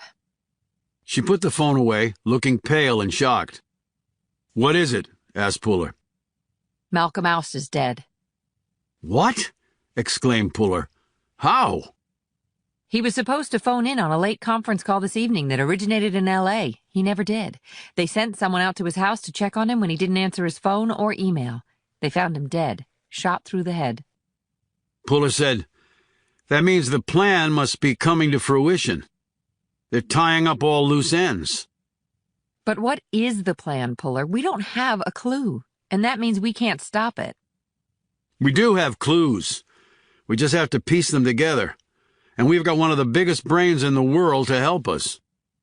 He jammed down the gas and pointed the car back to where they had come from. Back to Robert Puller. They sat around the motel room looking at each other. Puller and Knox had filled in Robert on what they had discovered at Reynolds' office, and also about Malcolm Oust's murder. What had he been working on? Robert asked. We need to know that, John. That will narrow things down considerably. Puller took out his phone and called General Aaron Reinhardt. The general was in a late meeting, but he called Puller back a few minutes later. Puller gave him a quick sketch of what they had learned and what they suspected. Reinhardt said, I'll find out, Puller. In the meantime, I'll make sure everyone goes on high alert. And I'll put all our resources out to find Reynolds and this Ivo Mesic. While Puller was on the phone, Robert was typing away on his laptop. After Puller ended the call, his brother said, His real name is Anton Bach. He spun the laptop around so they could see a page of both pictures and text. The stop verification team from the 1990s. A full accounting with names, backgrounds, and photos. He pointed to one picture. Bach is the third from the left, right next to Reynolds. What's his background? Former military, former KGB, with the equivalent of a master's degree in biochemistry and a PhD in molecular biology. Chemistry and biology? Said Puller. Molecular biology, amended Robert. But he also had experience in nukes, otherwise he wouldn't have been on the verification team. Pointed out Knox. He was probably there more to gather intelligence for Russia than count warheads, said Robert. And to recruit Susan Reynolds to his side. So, biology and chemistry are his specialties, said Puller. What can we learn from that? Robert said, Not all WMDs are nukes. Nukes are tough to get and impossible to make unless you have a large infrastructure and billions of dollars and years to work with. But you have plenty of far cheaper and easier to manufacture bioterrorism possibilities, contaminating the air, water, and food chains that would also be more in line with Bach's background. Knox said, I'm surprised she left that photo out in her office. Puller said, She never knew we had latched on to Ivo Mesic at Fort Leavenworth, so she wasn't worried about our making the connection. And remember what her son Dan said about his father. He would kill the guy if he got the chance. I think Susan Reynolds and Anton Bach are a lot more than business partners. She probably got a kick out of seeing his face every day. And who would get suspicious? She has a photo in her office of her days as a START verifier. Perfectly normal. You're probably right, Junior, said Robert. A few hours later, Puller's phone buzzed. It was Aaron Reinhardt. Puller listened and nodded. He stood. Reinhardt has someone we need to talk to. Who? Donovan Carter's second in command. What can he tell us? He apparently can tell us what Malcolm Oust was working on. 67. They didn't go back to DTRA as dawn broke. Warren Johnson, the interim director of DTRA, was at a facility in D.C. Puller drove fast, and they pulled into the underground garage in record time. He and Knox were cleared through security and rode the elevator up to the office. Johnson met them in the lobby. He was a short man, balding, with a thickened nose and eyes partially hidden behind spectacles. He escorted them back to an office where they sat around a small table. Johnson came quickly to the point. General Reinhardt was clear that I was to be frank and speak freely with you about all this. That would be helpful, said Puller. I have a feeling that we might be running out of time. He's told me of your suspicions about Susan Reynolds. I won't add my opinion to the mix right now. But with Donovan, and now Malcolm Oust murdered, it doesn't really matter what I think. He leaned forward. The fact is, Susan Reynolds was the point of contact for Malcolm for a mission he was performing in partnership with the WMD Center. And what was the mission? Asked Puller. Something to do with chemical weapons in Syria, maybe? No. We were provided intel about a cache of weaponized Ebola Zaire in Africa. Ebola Zaire? Said Knox. Johnson nodded. There are 4 types of Ebola virus. Ebola restin is one. There was a lot of hoopla about that because it involved monkeys and was in a heavily populated area, Reston, Virginia, hence the name. But Ebola restin is non-pathogenic to humans. Ebola Zaire, on the other hand, is deadly to human beings. You said weaponized, pointed out Puller. We believe it's been aerosolized, meaning it can be distributed through the air. Up to this point, we always believed that all strains of Ebola required hands-on exposure, exchange of fluids, that sort of thing.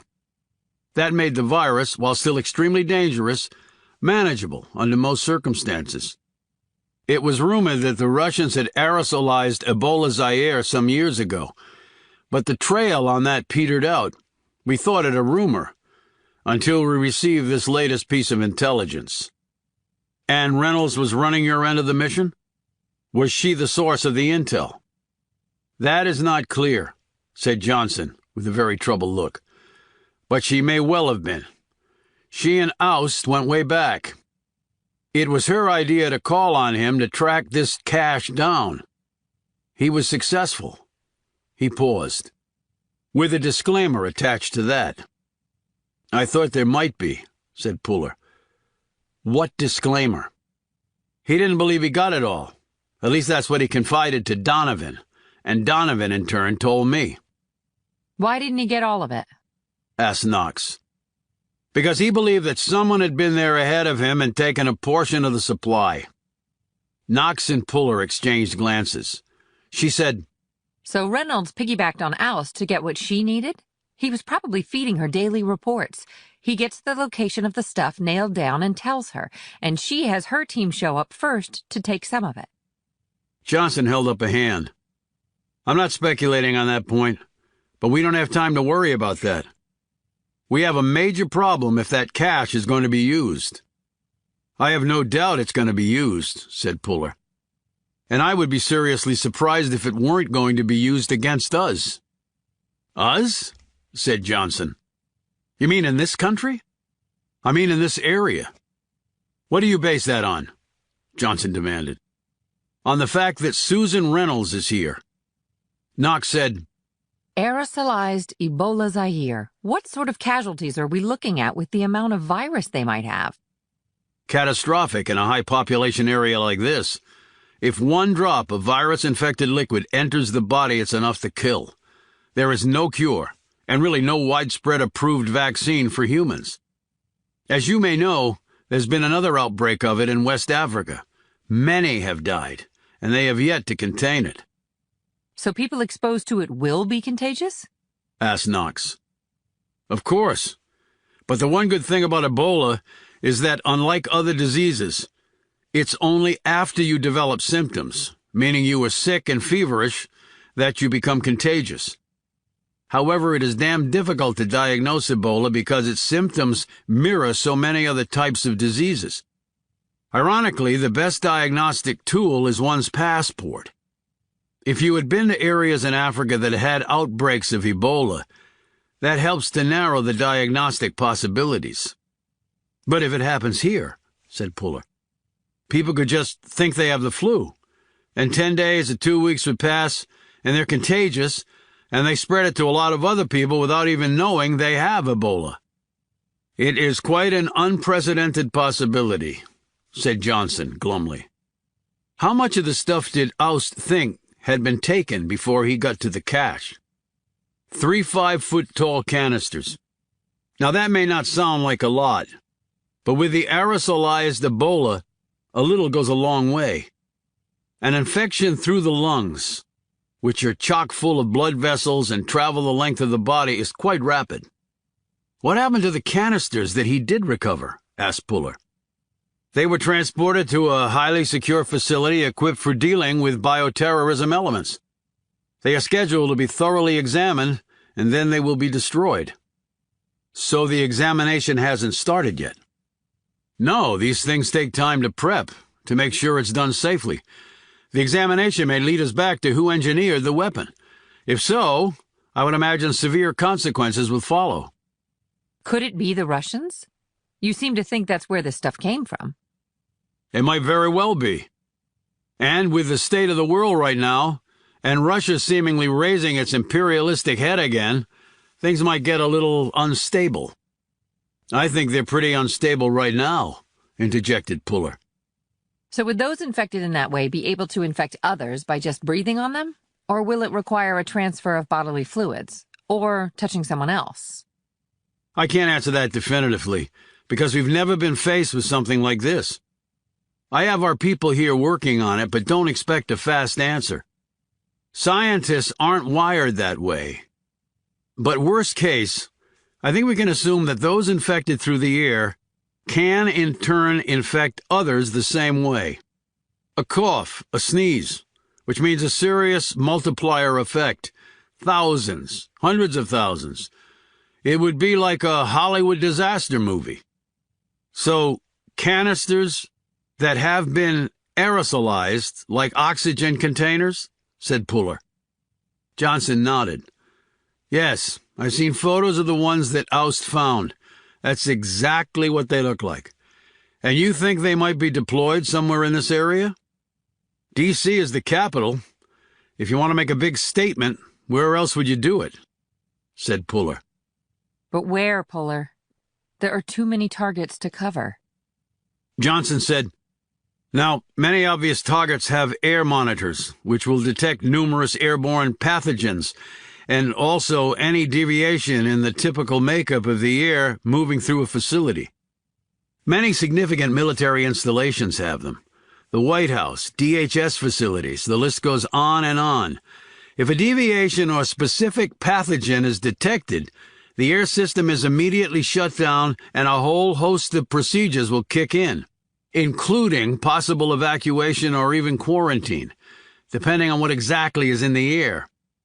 Well, that's some comfort. But again, I'm not sure if many of the monitors deployed now could pick up aerosolized Ebola, since we were not aware such a biological agent existed. Okay, there goes the comfort factor right out the window. Puller's phone rang. It was his brother. He moved to a corner of the room and filled Robert in on what Johnson had told them. Weaponized Ebola disseminated through the air is some serious shit, John. So I gather. Our problem is we know it's out there. We just don't know where the target is. And even if we narrow it down to this area, and I could be totally wrong on that, it's still a lot of options. And I don't think they want to go public with this because of the panic. Well, I can't say I blame them on that, replied Robert. But I've been giving it some thought, and I made some phone calls. You made phone calls? Said a surprised Puller. Yeah, pretending I was you. We sound alike, bro, in case you haven't noticed. Anyway, I got hold of one guy at Leavenworth, a Command Sergeant Major Tim McCutcheon. He said he had spoken to you before. Right. He was the one who told us about Ivo Messick hightailing it out of there on the day the Ukrainian tried to kill you at DB. Why did you want to talk to him? Because he has records on the Foreign Military Studies program. And why does that interest you? Because I think it interested Ivo Messick. Or Anton Bach, rather. I'm not following you, Bobby, said a clearly frustrated Puller, and I'm running out of time here, so just tell it to me as straight as you can. I think Bach was at Leavenworth for more than just a way to get my purported killer onto the base. He strikes me as a multitasker who would not waste time sitting in a classroom for a full month. I think he was there to learn what he needed to learn. And what was that? His studies included some interesting subjects in the American military world, but one in particular got my attention. What was that? A course titled American Command and Control, a history of the Pentagon. The course also included quite a fascinating and in-depth study of the facility itself, quite in-depth. How everything runs, Junior. From the cafeterias to the HVAC, from the 5 rings to the BioWatch program. Are you serious? I think in the future we might want to be a little more guarded with our information, particularly for those who wear a different uniform. Thanks, Bobby. Knox, who had overheard some of this, rushed over. What is it? Puller was already hammering the number on his phone keypad. This is CWO John Puller. I need to talk to General Aaron Reinhardt, and I need him right now. The voice asked him what it was in reference to. Doomsday, said Puller. Just tell him it's about Doomsday. 68. As they arrived at the Pentagon, it was now early morning and streams of people were heading to work inside the building. Reinhardt met Puller and Knox at one of the entrances with members from the Pentagon Force Protection Agency and several men dressed in biohazard uniforms. They had 2 golf carts with them. Puller took a couple minutes to fill everyone in on what they might be confronting. Weaponized Ebola? Said the head of the protection agency, a man named Ted Pritchard. Aerosolized? So introduced through our HVAC system? Yes, said Puller. Pritchard said, but we have air monitors all over this place, exterior intakes internally placed. The system can detect deviations and foreign particulates, including Ebola. But even if it detects it, people can still be infected by the time the system shuts down, said Puller. Where the hell do you think it is? Barked Reinhardt. When Puller didn't say anything, Pritchard said, we have 7 floors, including 2 below ground, 6.5 million square feet, 29 acres, and 17.5 miles of corridors, and thousands of people working here. It's not a needle in a haystack. It's a needle in the middle of a freaking farm. Puller said, the last time I was here, I nearly got run over by someone hauling a cart full of oxygen canisters. Where would they go? Reinhardt looked at Pritchard. Do you have the answer to that? The E-ring is where the senior officers have their offices. When renovation work was done, it was configured to be sealed off and then piped to carry an emergency backup oxygen system. Command and control, said Puller quietly. He turned to Pritchard. Where is the oxygen supply for this backup system? Let's go. The Pentagon consisted of 5 concentric pentagonal rings, intersected by 10 radial corridors. Its original cost was $83 million, and the structure had been built in only 16 months during America's involvement in the Second World War. Though enormous, it was designed so that one could travel between any 2 points in the building in 7 minutes. In the golf carts, Puller and company made it in 4 minutes. During the ride, Puller said in a low voice to Reinhardt, James Schindler is dead. Reinhardt showed enormous self-restraint at this news. How do you know that? He said in a low voice. Puller went on to explain what had happened in the apartment building. I heard about that on the news, Reinhardt said, shaking his head. But I had no idea Jim was involved. It's going to take a while to ID him, said Puller grimly. But I was there, and I was nearly killed too. Reynolds? She was there as well, but got away. I want to hear all about it, Puller. But not now.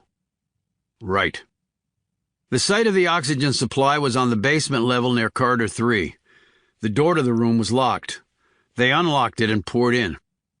Over there, said Pritchard, pointing. There was a cluster of oxygen tanks in the center of the room. What do we look for? Asked Reinhardt. Puller examined the canisters. These look like they've been here a while, and they're a different color from the ones I saw, green, not silver. Can you check? Pritchard hurried over to a computer screen built into the wall and punched in a password and then hit some other keys. He read off the screen and turned to Puller. They were last replaced about 2 months ago.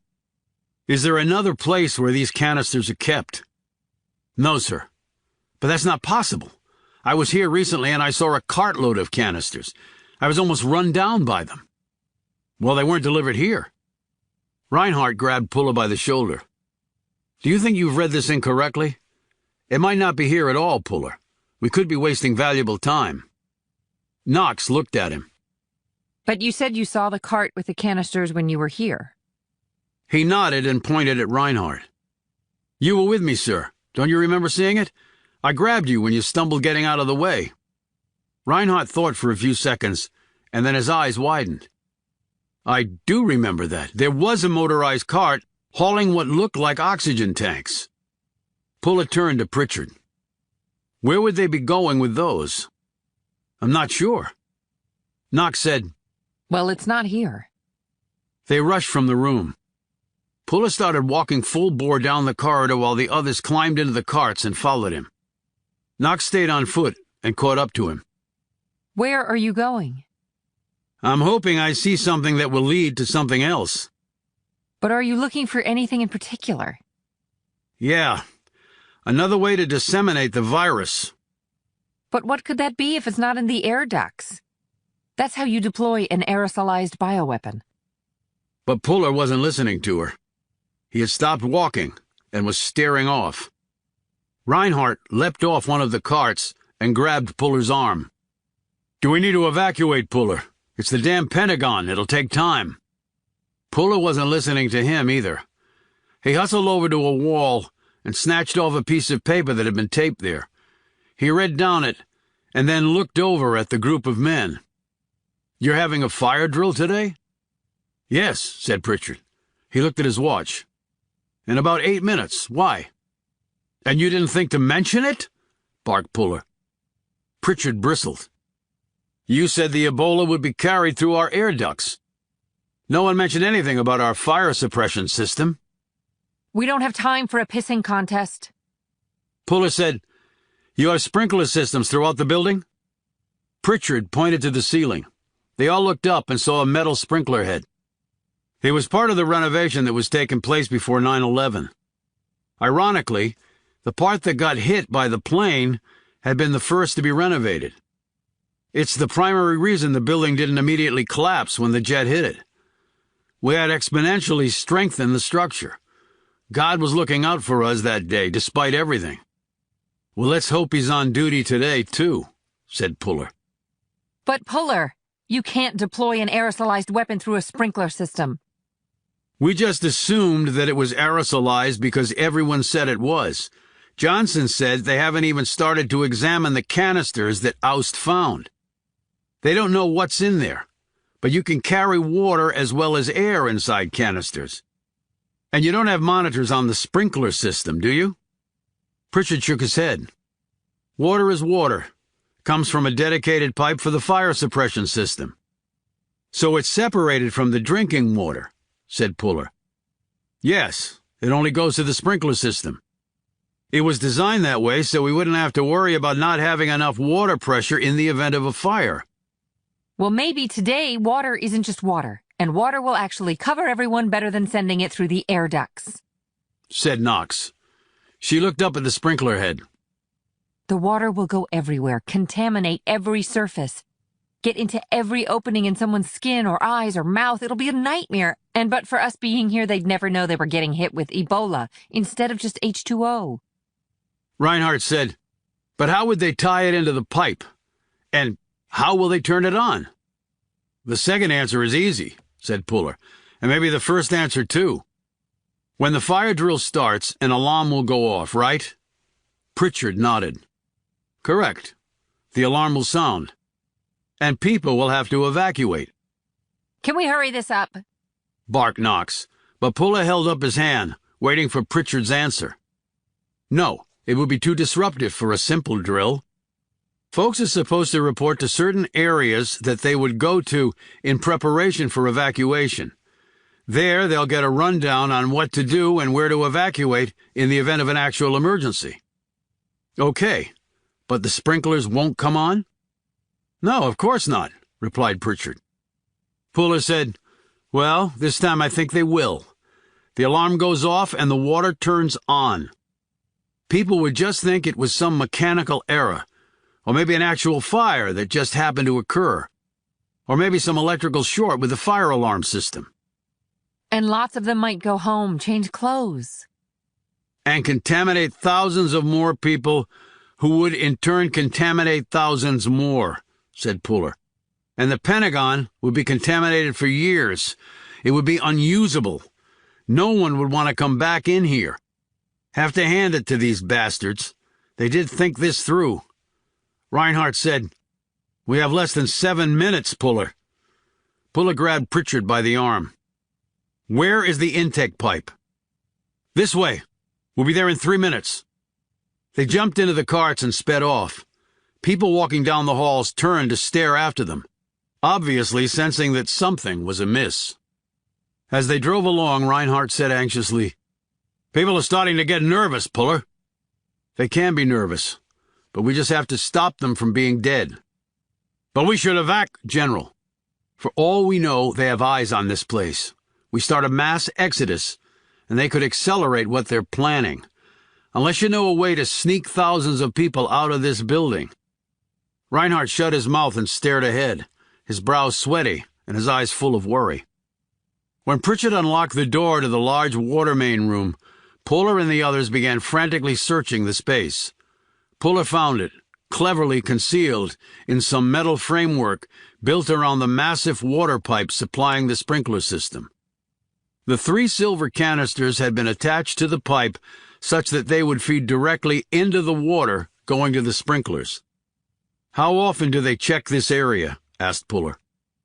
"I'm not sure," said Pritchard. "Probably not that often. There would be no need to, more than perhaps monthly." "Even though there's a fire drill today?" said Knox. "It's only a drill. No one expects water or the sprinklers to come on. They just want to test the alarms and make sure people follow the evac plan. The alarm control center is located in another part of the building." "Should we just pull the canisters off?" said Reinhardt. Puller shook his head. "It'll take too long. And they might be booby-trapped. In fact, I'd be stunned if they weren't." "What if we cancel the drill?" suggested Reinhardt. "It won't matter, sir," said Puller. "I'm sure what they plan to do will happen regardless. But if the Ebola virus has been placed in water, maybe it's been diluted," said Reinhardt. "Johnson also said that 1 drop of liquid laced with Ebola getting into the body is all it takes to kill you." "Where's the water shut-off?" asked Puller. "Over there," said Pritchard. They rushed to the corner. Knox saw it first. "They sabotaged it. They broke off the lever." "We can call the water company and see if they can turn it off at their end," said Pritchard. "Good luck with customer service," said Puller. "We'll all be dead from Ebola, and you'll still be on hold listening to a Bee Gees song." "We have to do something," barked Reinhardt. "We've only got minutes left." Puller kept looking around the space. "The virus can't infect people so long as the sprinkler system doesn't come on." "But they must have arranged for a way for it to come on," snapped Reinhardt. "Otherwise all of this is pointless." Puller turned to him. "I understand that, sir, But if we find out how they plan to turn on the system and neutralize it, then we can deal with the canisters safely later." He looked at Pritchard. "Can they activate it remotely, via a computer?" "No. That would be a bad design if someone could do it remotely when a fire hasn't been detected. It would cause a lot of water damage." Reinhardt had a sudden thought. "But can you disable the sprinkler system remotely? I mean by using the computer controls?" Pritchard shook his head. "Negative, sir. Again, that's a safety feature. We wouldn't want someone hacking in and disabling the system. Then if a fire did start, there would be nothing to combat it with." Puller kept looking around. "The best way to engage the sprinkler system is to start a fire. Flames and smoke will set off the alarm and the sprinklers." That's obvious enough, but where? Like Pritchard said, this is a really big place. "Well, it would have to be somewhere that people didn't frequent. Otherwise, someone might discover it and report it." Pritchard said, "What if the folks are in the building now, and they're going to engage it directly?" "I doubt they would want to be here if they're going to unleash Ebola-contaminated water," said Puller. "Right. They want to be as far away as possible," said Reinhardt. Just like I would, muttered Knox. Puller looked at Pritchard. "If the sprinklers do come on, will it be all over the Pentagon, even if the source of the fire is small or contained in a particular area?" "The sprinkler system is on zones," replied Pritchard. "For example, because this room houses the water main for the sprinkler system, a fire here will trigger a very large deployment of water. The theory being if the fire knocked out the water supply for the sprinkler system, you want to wet down as much of the place as possible before that happens." He pointed upward. "And right above us is the E-ring. Lots of senior people up there. They definitely get hit with the water." Puller kept looking around. "They took a risk bringing this shit in here. But getting to one place is easier than getting to a second place. You risk getting stopped and your whole plan unravels. But this room is the key. A fire here triggers a ton of water, like Pritchard said." "Here?" said Reinhardt. "Yes. If they could go to one room to do everything they needed to do, they would probably opt for that." As Puller walked around the room, his gaze drifted upward. "There," he called out. He was pointing to the ceiling in a darkened corner about 40 feet from the water pipe. "Best place to set the igniter is right here where the canisters and water supply intake are." "We've got 2 minutes, Puller," warned Reinhardt. "Looks to be a large burn pack," said Puller, as Knox joined him. "They probably figured that would be all they needed. It won't reach the water pipe and disrupt the sprinkler system. But it'll have a hot flash point, lots of smoke and fire, and the fire will eventually burn this room up enough that it'll take a long time for them to find those extra tanks. By then, nearly everybody and everything in this place could be contaminated."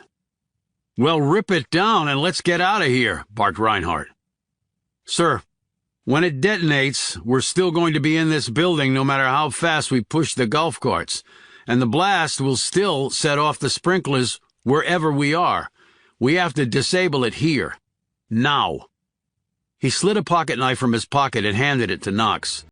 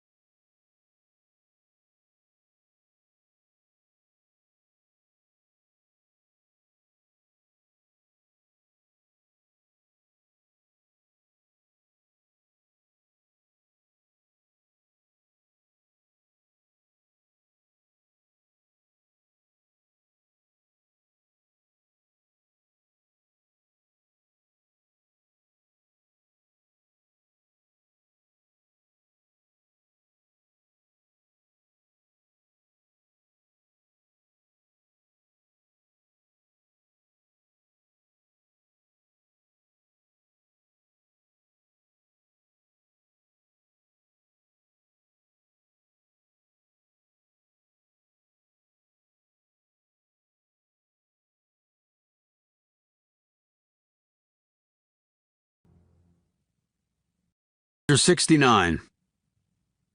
Puller sat in a chair and stared over at his brother. Robert had been filled in on what had happened at the Pentagon. Knox sat between them on the edge of the bed. It was dark outside. Rain was falling. Knox's hands shook a bit. The sound of the damn rain makes me think about what could have happened at the Pentagon today.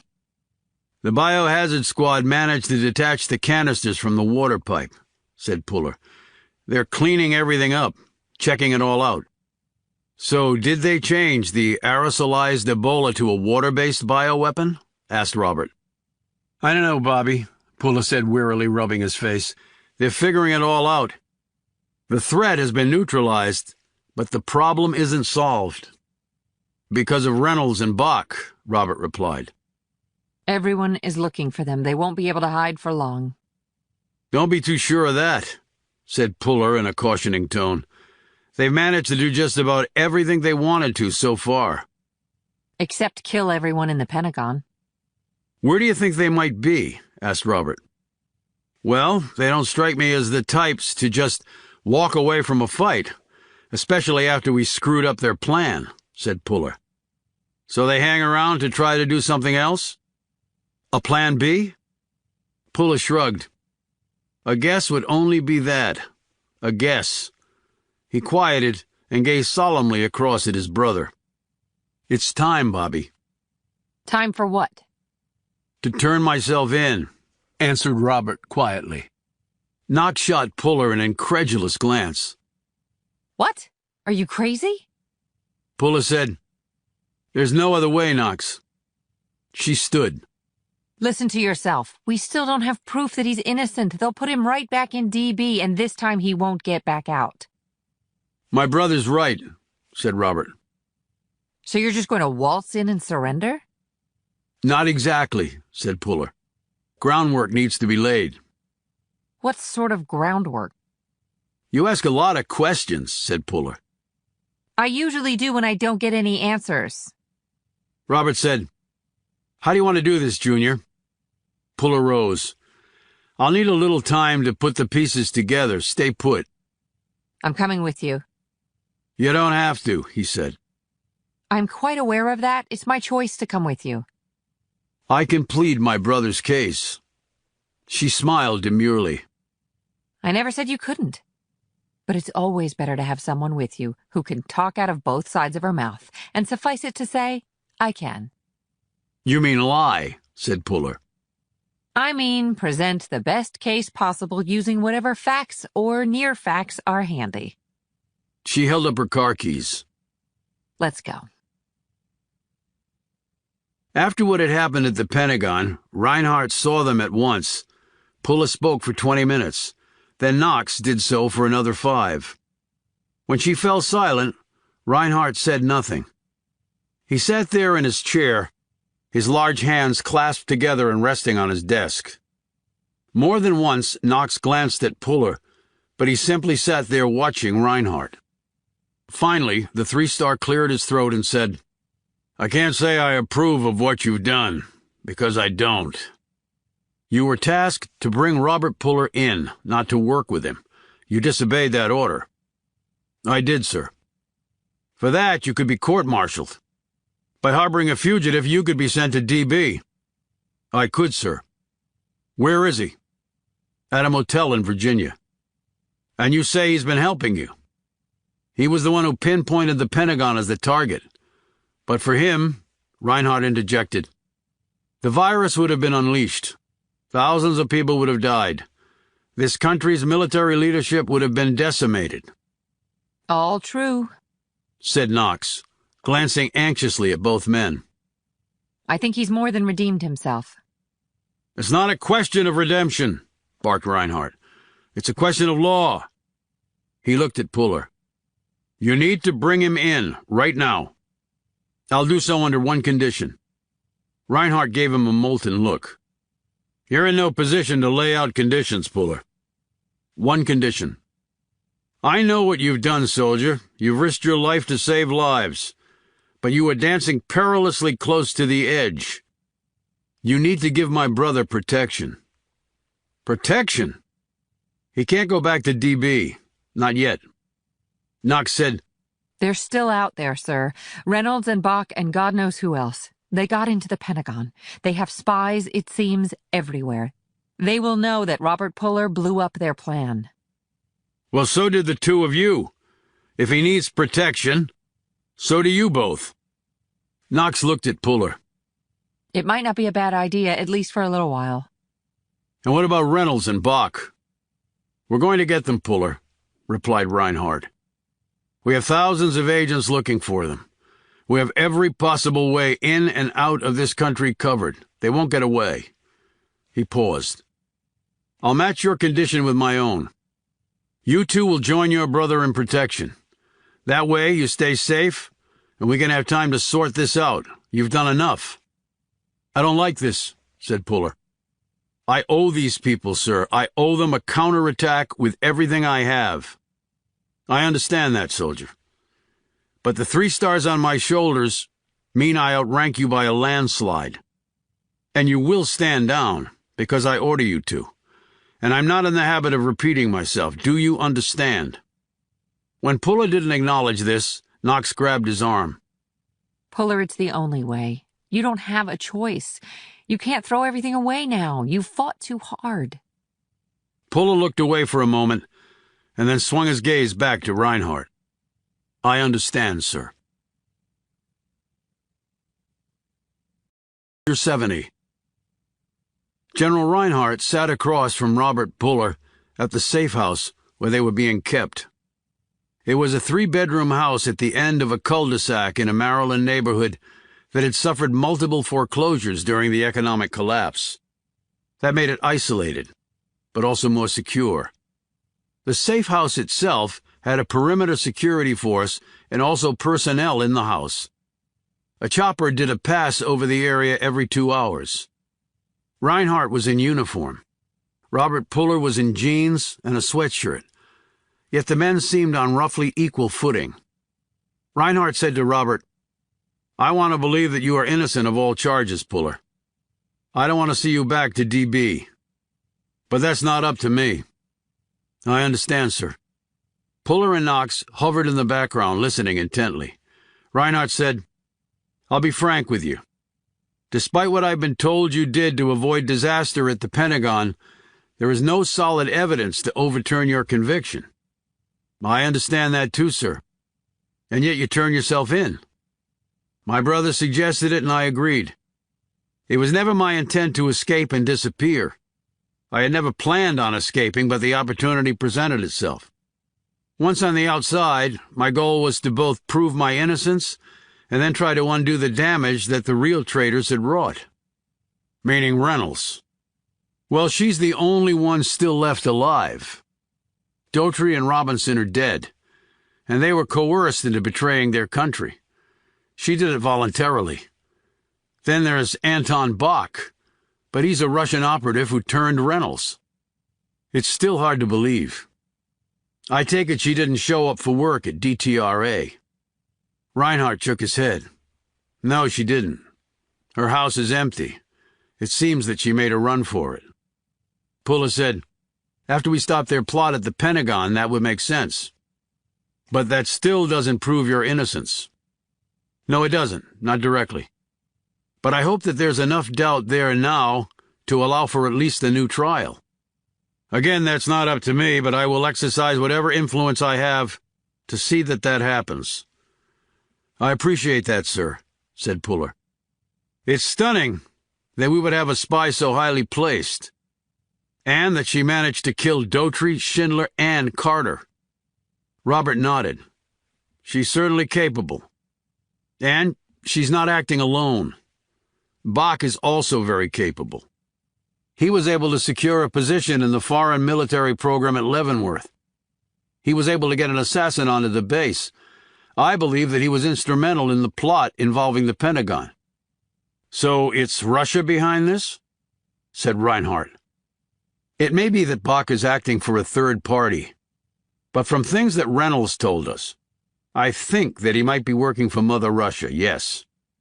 That would fit in with what they have been doing lately, said Reinhardt. Exerting a thirst for regional dominance. And if Bach is working For the Russians, that means that Reynolds is too. She's not the grand planner type, but she's good at executing others' plans.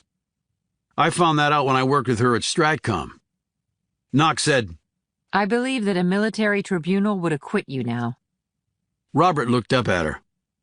My escape won't earn me any points, but once I explain why, I would like to think they would understand. Puller added, I think a more serious concern right now is making sure you stay alive. Reinhardt looked a little skeptical. Do you really think they'll try something? I would have to believe they're more likely to try to get to Moscow. Having seen Reynolds up close, I would say that the woman hates to lose. And when she does, she will exact retribution.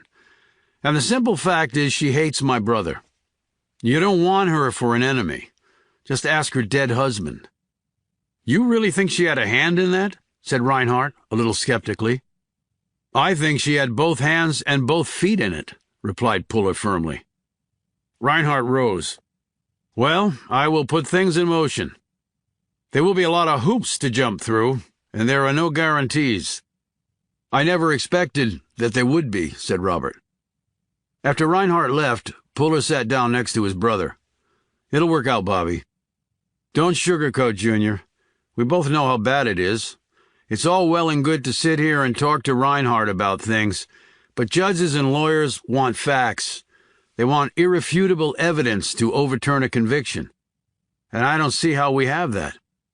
Well, there's one way to get that irrefutable evidence, said Puller. How? Find Reynolds and make her tell the truth. Well, they have lots of people looking for her, pointed out Robert. I don't think they'll track her down, said Knox. We could find her, said Puller.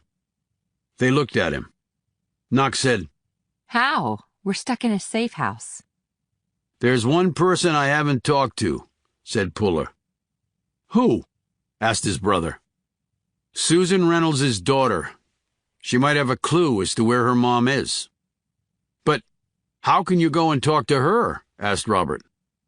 By walking out the door and going to talk to her.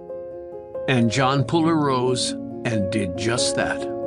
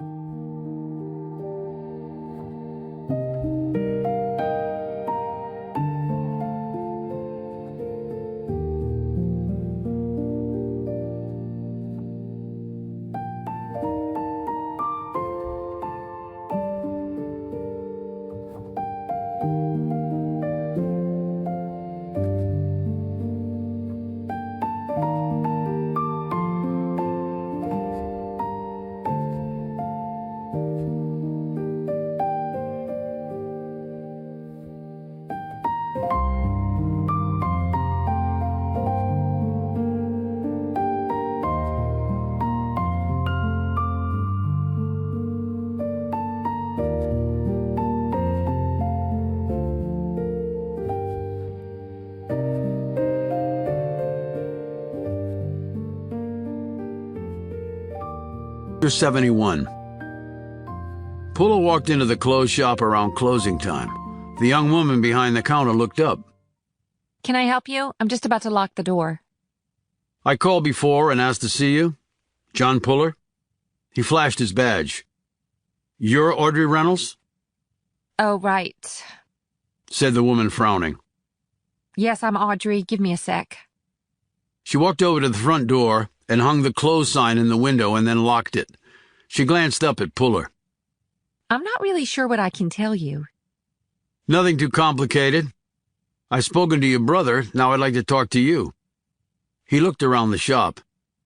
To him, the items looked all designed for very young women who wanted to look borderline slutty. How's business? Fine. Look, do we really have to do this? It is important, he replied. She wasn't as tall as her mother, and her body was thicker, sturdier. She must take after her father, he thought. Her shoulder-length brown hair rode loosely on her shoulders. Her face was pretty, but she looked tired. She must be, he concluded, after a long day on her feet performing the retail dance. Audrey sighed. Okay, let's at least sit down. I have a little office in the back room. They walked in there and sat at a small oval table. You want some coffee? No, thanks. She rose, poured herself a cup of coffee from a pot on the counter, and sat down across from him. Okay, what do you want to know? Have you seen your mother recently? Audrey took a sip of her coffee and said, About a week ago, we had dinner. What'd you talk about? Stuff, personal stuff, business stuff. She helps me with this place. We meet from time to time to go over the status of things. So, she has the financial resources to do that? Look, I'm sure you've checked her out. You know she got an insurance payout when my father was killed. She invested really well. She's not super rich, but she doesn't have to worry about money. And she's very generous with me. It's a nice shop. Thanks. I've always wanted my own business, and I'm really into fashion design. My mom cares about my dreams. I understand that she traveled overseas a lot when you were young. That's right. She helped dismantle nukes. Really good work, right? Yes, very important. So, what do you remember about your father's death? She looked puzzled at the change in the direction of the questioning. Why are you asking about that? It was a long time ago. Just getting as much background info as I can. It can be a drudge, but it's part of the process. She nodded and cradled her coffee cup. Not that much, really. I'd broken my leg. I remember being in a lot of pain. It was really hot. He went out, and then the next thing I knew, the house was swarming with cops and FBI agents. My mother got home the next day and took care of everything, like she always does. Have you spoken to her since you last saw her? A couple of times. What did she say? Audrey blanched. Look, it was personal. Okay. Has she ever mentioned to you a man named Ivo Messick or Anton Bach? No. Have you ever seen this man? He handed her a photo of Bach.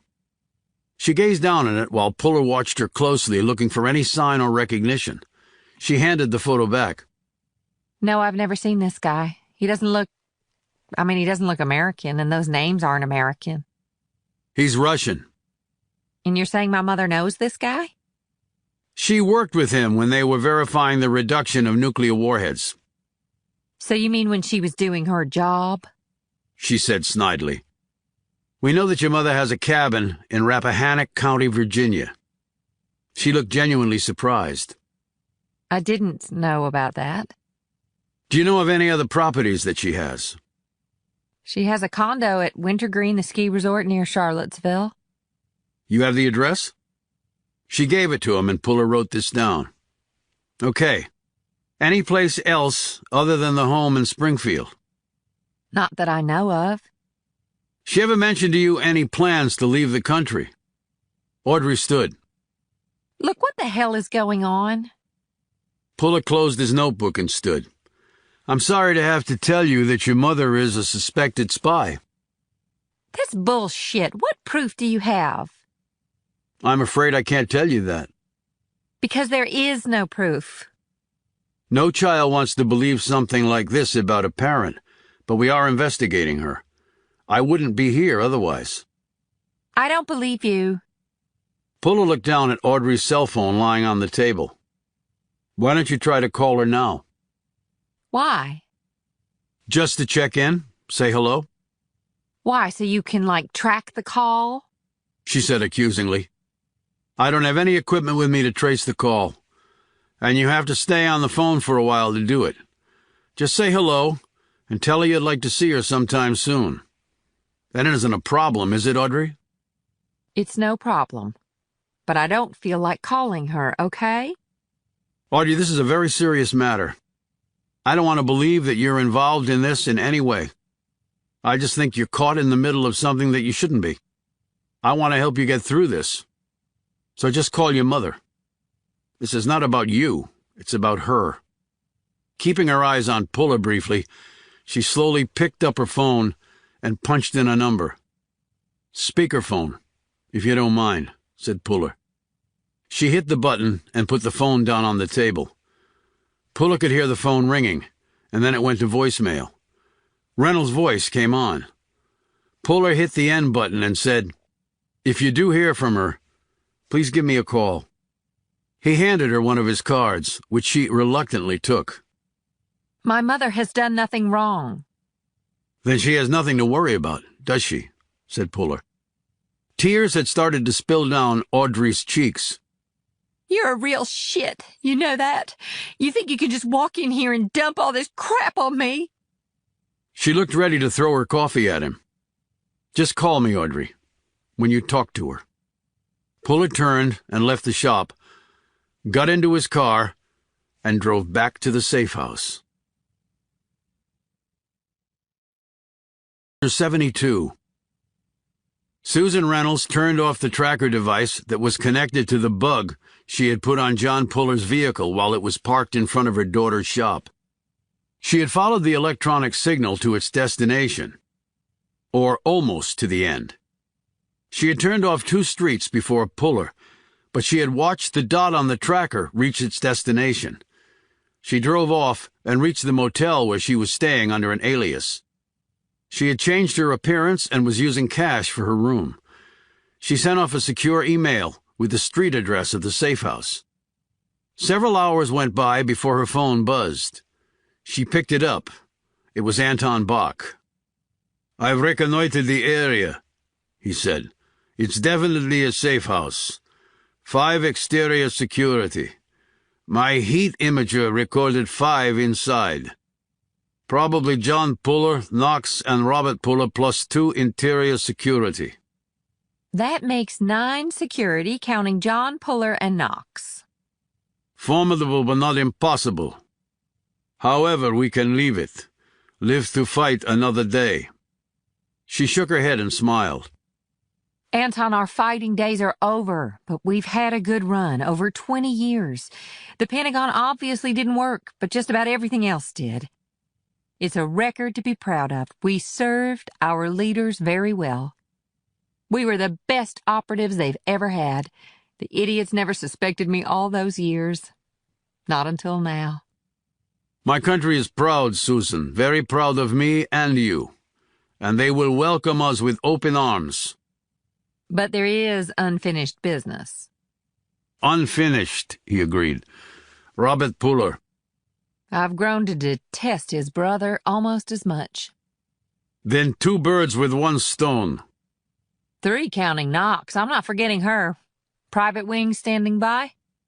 At a moment's notice, we can be in Russia by tomorrow. We have a medal to give you. I would much prefer an evening with you. We will have many of those. There is a very nice dacha near St. Petersburg that will be ours. It has a garden. I like gardens, but the recon? The house is at the end of a cul-de-sac. The front door faces straight onto the road. The houses on either side of it are empty. The exterior patrols are staggered. There is a garage, so the cars are loaded and unloaded inside. And my shooting spot? There is a wonderful sight for you. A knoll rises to the west at the very end of the street in the opposite direction of the safe house. They have demolished the house that once stood there, so the sight line is unobstructed. 1,200 meters approximately, with a nice angled bullet flight down to the target. I've done longer in my sleep. As I know. You must be quick about it, though. Getting you out will be the hardest part. I don't intend on lingering. It's not like I'll have to shoot them one by one. I will be there personally to retrieve you. And then off to Russia? And then off to our new life of peace. At 3 o'clock in the morning, Susan Reynolds set up her sniper's nest on the knoll after Anton Bach had confirmed that it was clear. From her carrying case, she slid out her favorite weapon. It was a Barrett M82, designated in the U.S. military as the M107. This was a specially configured M107, a special application-scoped rifle, which could fire a unique round. Using this weapon, a member of the United States Army had shot and killed an adversary in 2008 from over 2,000 meters. The current world record for a combat kill over distance was held by a Brit. He'd killed an Afghan from nearly 2,500 meters away. Reynolds' shot would be from a much less distance, but it still required an enormous degree of skill. And she had the best technology to aid her, including a laser rangefinder, the best long-range optics, a portable meteorological device, and state-of-the-art ballistic prediction software. But really, she only required her scope and her gun. It literally would be like hitting the broadside of a barn. She had an autoloader to feed ammo to the M107. She pulled out one of the rounds and examined it. The .50 caliber cartridge had a green tip with a gray ring around it. It was known in the field as a combined effects cartridge. She replaced the round, set up her rifle, lay down behind it, and settled in. The detachable muzzle brake was at the end of the barrel. That diminished the recoil kick. Her rear grip had a monopod socket. The bipod feet were spiked for better traction in the ground. She powered up her scope and sighted through it. She performed a sweep with the gun, taking in points to the left and right of the target before she swung it back straight and true and focused on the safe house. The last patrol had passed by minutes before. It was dark inside the house. They must be asleep by now. She could see no silhouettes moving through the structure. Well, they would never know what had hit them. She exhaled a long breath, got her heartbeat within the acceptable range, and her physiological status to cold zero. But really she knew she could hardly miss at this range, and with this particular target. Not with the ammo she was chambering. She fired once, and the round flew dead on before colliding with the side of the house. The cartridge was an HEIAP, which stood for High Explosive Incendiary Armor-Piercing Ordnance. The .50 caliber round had a .30 caliber tungsten penetrator built into it. It could blast through tank armor, brick walls, and concrete blocks. Wood siding and drywall thus did not pose much of a challenge. The Compe explosive embedded in the cartridge detonated on impact, taking out the entire front of the house. The natural gas supply in the house ignited on top of it, taking the roof off and catching both empty houses on either side of it on fire. Reynolds fired again and took out the security van in front of the house. All four wheels lifted off the ground as the van disintegrated. She fired again at the house, and another explosion rocked the night. Another wall of the house fell inward. The interior was completely on fire. Another explosion hit the structure, collapsing the brick chimney. Reynolds waited patiently to see if anyone came running out of the house. If so, they would eat a .50 cal round directly.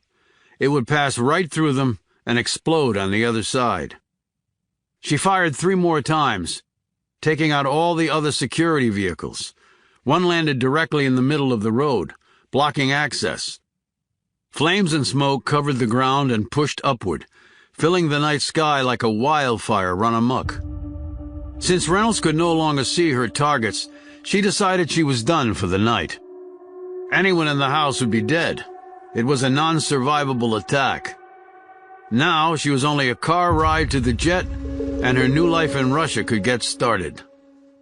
She was just about to get up from behind her weapon when the round slammed into her left shoulder.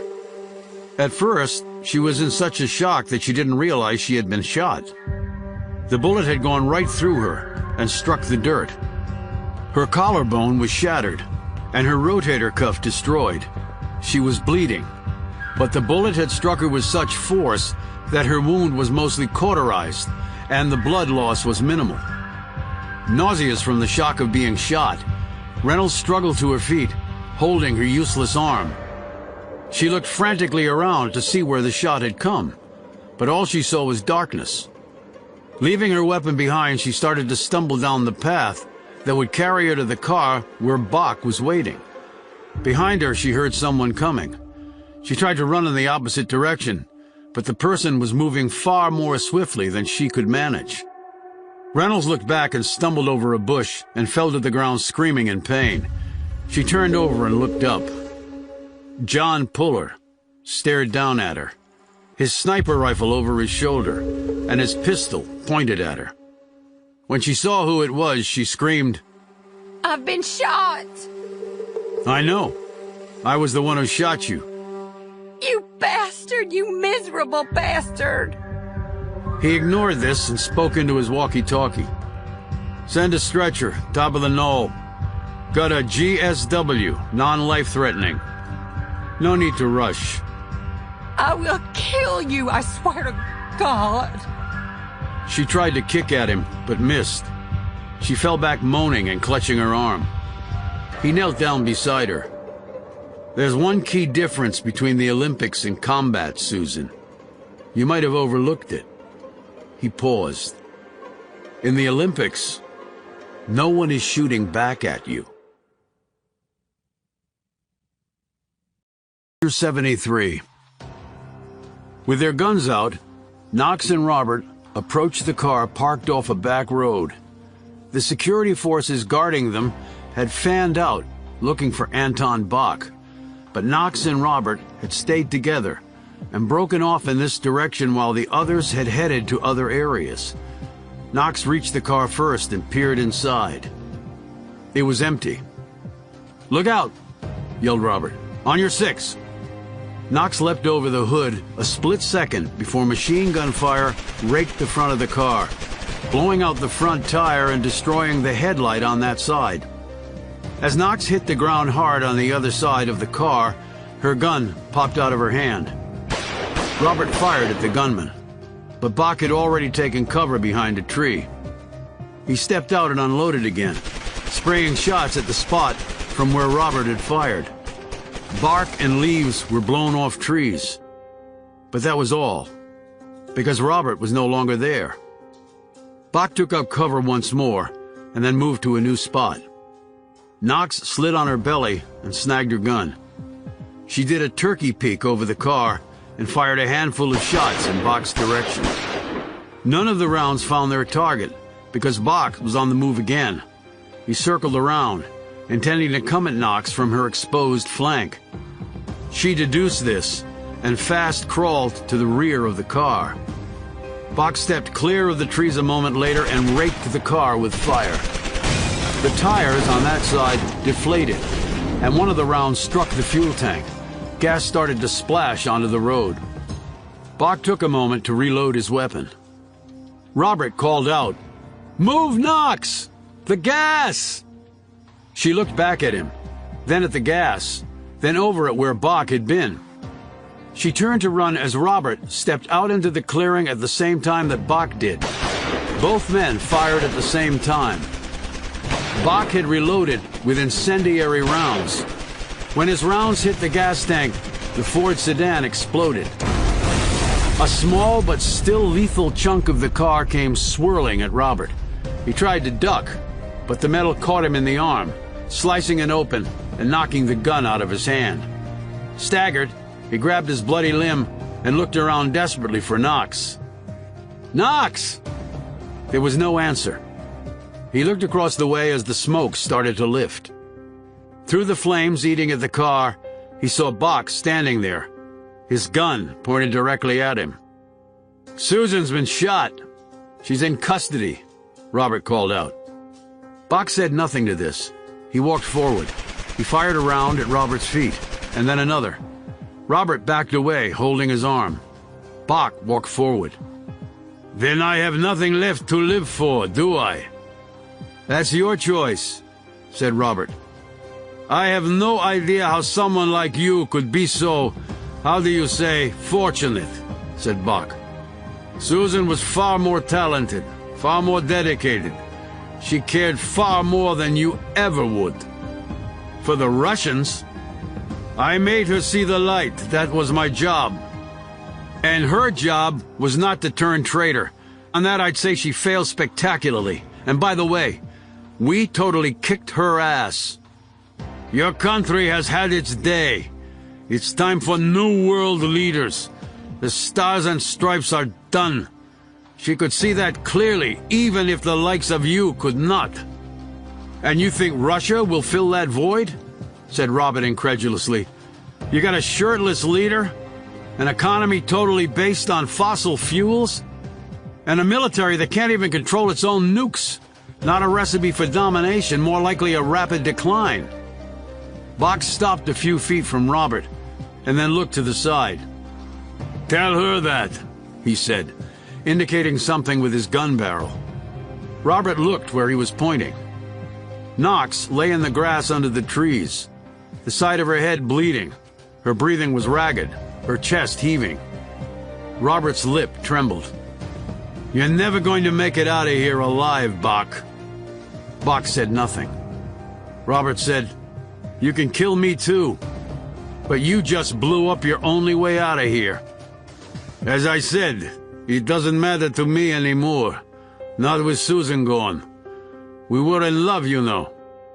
I seriously doubt people as twisted as the two of you could possibly love anything." Bach raised his gun and pointed it at Robert's head. "This is for Susan." From the corner of his eye, Robert saw Knox slowly sit up, her gun in her hand. She fired. A shot hit Bach smack in the middle of his head. He dropped where he stood. Robert looked back over his shoulder. Knox's shot had sailed wide of its mark. The other shot had not. John Puller was still lowering his sniper rifle. At this close range, it was a devastating weapon against flesh, bone, and brains. "And that was for my brother," he said to the dead man. Behind him came an EMT squad with medical equipment and a gurney. They raced past where Bach lay and over to Knox. Puller hustled over to his brother and examined his bloody arm. "How bad?" he asked. "Not bad. I'll make it. Take care of Knox. She's not good." Puller called one of the EMTs over. The man sat Robert down and started to treat his wound. Puller sprinted over to where Knox lay back in the grass and knelt down next to her. 2 EMTs had already started to triage her. She looked up at Puller and said, Did I get him? Did I get Bach? "You nailed the prick. He's dead." She smiled weakly and touched her head. Oh, hurts like a bitch. Worse than my hip. "I know. These guys here are going to take care of that." Am I going to make it? "There is no doubt that you will." Are you lying to me? "I've never really lied to you, Knox." She reached out and gripped his hand. Your brother okay? "Good to go. Focus on yourself." Hurts like shit. Puller stared over at one of the EMTs. "Can you do something about that, like right now?" The EMT said, "Trying, sir, it's—" Puller turned back to Knox. "We'll get your mother to come up and stay with you while you recover." You don't want to stay with me? "I meant all of us. I'd like to meet her." I think you'd like her. "If she's anything like you, I'm sure I will." We got her, Puller. This time we got her. "Yes, we got her. We got them both." Hurts like hell, John. He gripped her hand more tightly. "You're going to be fine, Veronica." You're a good man, John Puller. A damn good man. Knox slowly closed her eyes. 74. Puller opened the door, closed it behind him, and sat down at the small table across from her. He dropped the file folder he was carrying on the table. Susan Reynolds was in an orange prison jumpsuit, and her hands and feet were in shackles. Her left arm and shoulder were encased in a cast. She stared impassively across the width of the wood at him. "How are the accommodations, Susan?" he asked. Lovely. Haven't been this comfortable in years. He glanced at the cast. "The docs have instructions to go easy on the painkillers. They don't want you to get addicted." I was sure I had you to thank for that. "Sorry about Anton. He unfortunately lost his head back at the safe house." Reynolds simply stared at him. He opened the folder. "Since I can barely stand to breathe the same air as you, let's get down to it." He slid a document across to her. She didn't even look at it. What is it? She asked, in an indifferent tone. "A confession? A detailed confession, not only to what you've done recently, but what you did to frame my brother. All you have to do is sign it." And all you have to do is slide it in a shredder after you leave, because I'm signing nothing. He leaned back in his chair. "You sign the confession, the death penalty goes off the table." Lethal injection? Bring it on. You murdered Anton. What do I care about living 1 second longer? "I didn't murder him. I shot him before he murdered others." Your version of the truth. I'll stick with mine. So your leverage is less than zero, Puller. Kill me. Get it over with, and your brother can go back to rotting in jail. Even with all that's happened now, there is no evidence to overturn his conviction. I'll think about that when they put the needle in my arm, and I'm sure it will bring a smile to my lips as I say goodbye to this miserable world. "Even though you set him up, framed him? He's innocent, you know that." She looked bored now. How many surveillance devices in here, I wonder? 3? 10? She said in a raised voice, For the record, Robert Puller is guilty as sin. He stole classified information. He met with a known Iranian spy. He was working with me to bring down the U.S. government. He is scum. I will testify to this in exchange for a deal that will allow me to live peacefully and quietly in a minimum security prison with the possibility of parole in 5 years. She turned back to Puller and smiled tauntingly. One always has to have a backup plan. She paused, studying him. You ever wonder where that text came from telling you not to trust Knox? Now Puller remained silent, waiting. I sent it. Why, if you believe she was working with you? Because I didn't really believe it. I don't trust anyone. No one. Except Anton. And I'm very much into divide and conquer. If you two killed each other off, so much the better. What was it like to plan your husband's murder? She said derisively. I was in Russia, thousands of miles away. Yeah, Russia, your adopted country. But I wonder where your boyfriend Anton was. Well, we'll never know since you murdered him. Your son knew you did it. He told me so. He called me after your arrest. Thanked me for bringing him closure. Poor Danny was always a little slow on the uptake. And he spent too much time in fantasy land, and he was way too much of a daddy's boy. He has no balls of his own. He's an FBI attorney with a very impressive conviction record. Do you think I really care? My point is you didn't fool him. And my answer would be exactly the same. I don't give a crap. Did you orchestrate my kidnapping in Kansas? She nodded. Whether you told us what you knew or said you would stand down, we would have killed you. We were just toying with you. It's the style that counts. Anton and I have a lot of that. Other people would have just shot you. Well, your style gave my brother the opportunity to save my life. She shifted in her seat and used her chin to rub at a spot near her injured shoulder. I would like to know how you pulled it off. How did you figure we were going to hit the safe house? Dan told me you were tight with your daughter. So I went to see Audrey. I knew she'd call you after I phoned to set up the appointment. you would have tailed me back to the safe house. But I blew it up. Incendiary rounds. But we weren't in the house. I saw you go inside, and you didn't come back out. Anton was watching the back. He would have seen you. The safe house has been in the system a long time and consequently has been retrofitted.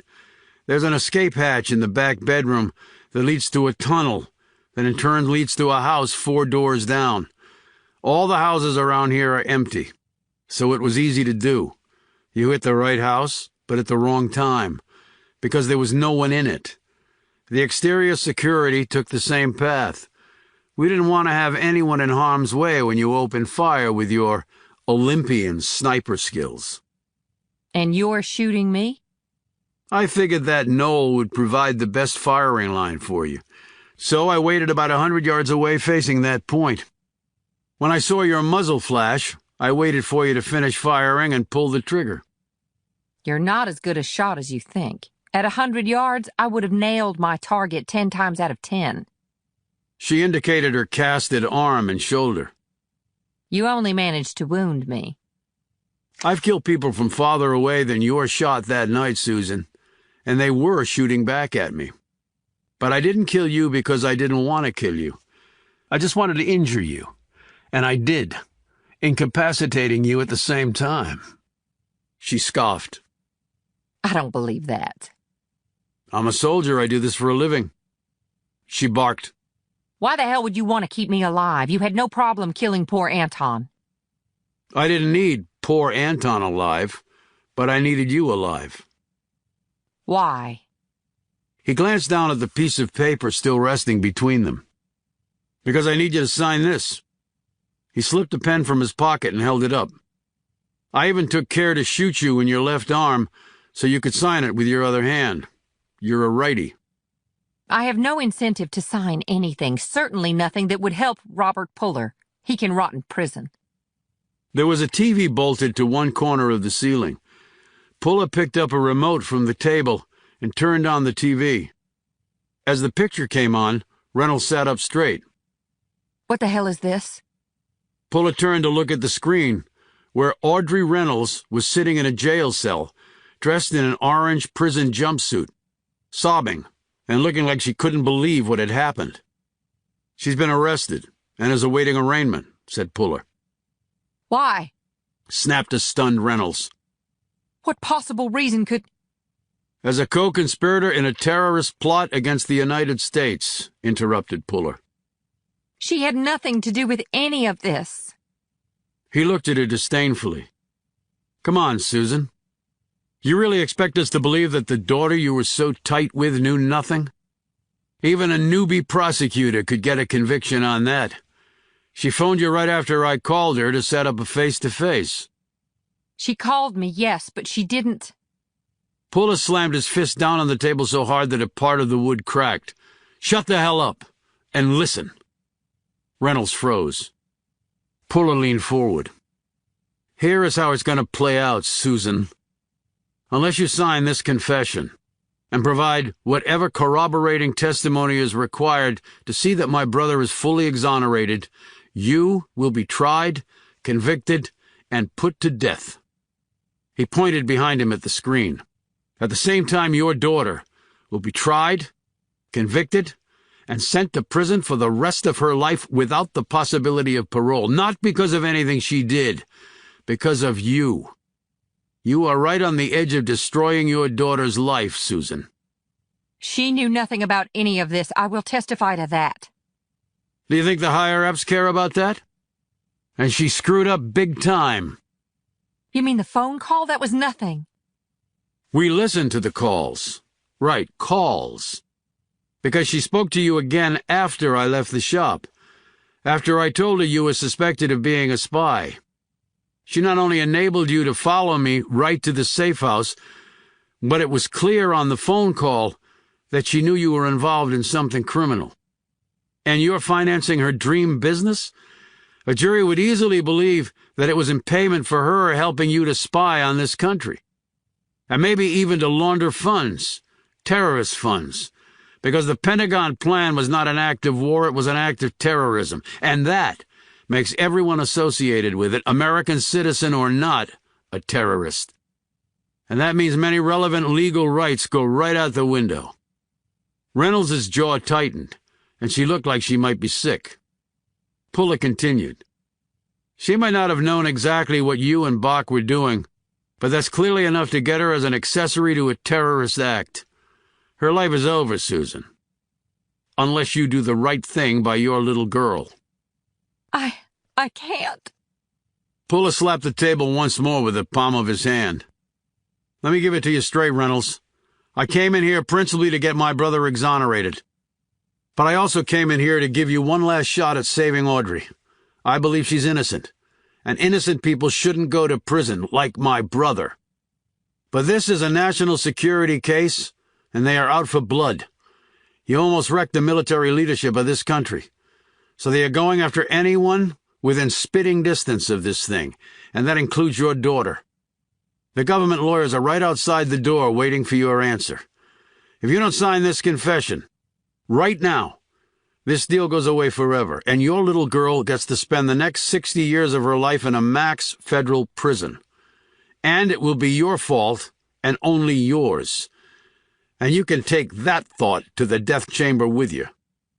Puller placed the pen on top of the confession and sat back watching her. Reynolds stared at him for a moment longer before her gaze went back to her daughter on the screen. So you're going to coerce me, threaten me into a confession? No. I'm encouraging you as best I can to tell the truth. The facts that you will provide to corroborate the statements in the confession will leave no doubt as to your guilt. And if your testimony leads to other spies or traitors being caught, so much the better. And you think the Russians won't try to kill me if I do cooperate? Solitary confinement in a federal prison, Susan. With the best friends you have right now, that's the only place they won't be able to get to you. Slowly, very slowly, her right hand reached out and took up the pen. After she signed the document, she looked at him. You really are a heartless prick. That must be why we get along so well. Because so are you. He scooped up the paper and pen, rose, and walked out the door, without once looking back. 75. Puller adjusted his tie and then slipped on his jacket. He buttoned it up, made sure every one of his decorations was in the proper place, and then picked up his cover and put it under his arm. His brother was waiting for him in the kitchen, also in his dress uniform, his cap riding under his arm, too. His other arm was still in a sling from the injury. You ready, Colonel Puller? I'm still technically a major, Junior. Lieutenant colonel status hasn't come yet. Matter of time. Bet you're one of the youngest one-stars in Air Force history. Robert plucked an errant thread off his brother's jacket. We'll see. I've got 2 years' worth of catching up to do. You ready to head out? Asked Puller. Let's take a minute, said his brother. Puller was surprised by this. Not having second thoughts, are you? Robert sat down. No, it's not that. What then? Knox told me you talked to her about Mom. Puller sat down, his features turning angry. I told her that in confidence. Blame me, Junior. After that exchange I heard between you before she staged killing me, I asked her about what had happened between you two. Nothing happened, snapped Puller. But I take it something could have? Puller didn't answer right away. Yes, it could have. But how does that tie into Mom? Knox told me the most memorable moment from that night was your opening up about our mother. Knox had never seen that side of you. She told me it astonished her how sensitive, how loving you sounded when talking about Mom. Puller said nothing to this. He just stared down at the floor. Robert said, I miss her too, Junior. Think about her every day. Wondering if she's still alive, and... Puller broke in, speaking forcefully. And whether it was her choice to leave us? What do you think? Asked Robert. I think, began Puller. that it's one mystery I'll never solve. Robert put a hand on his brother's shoulder.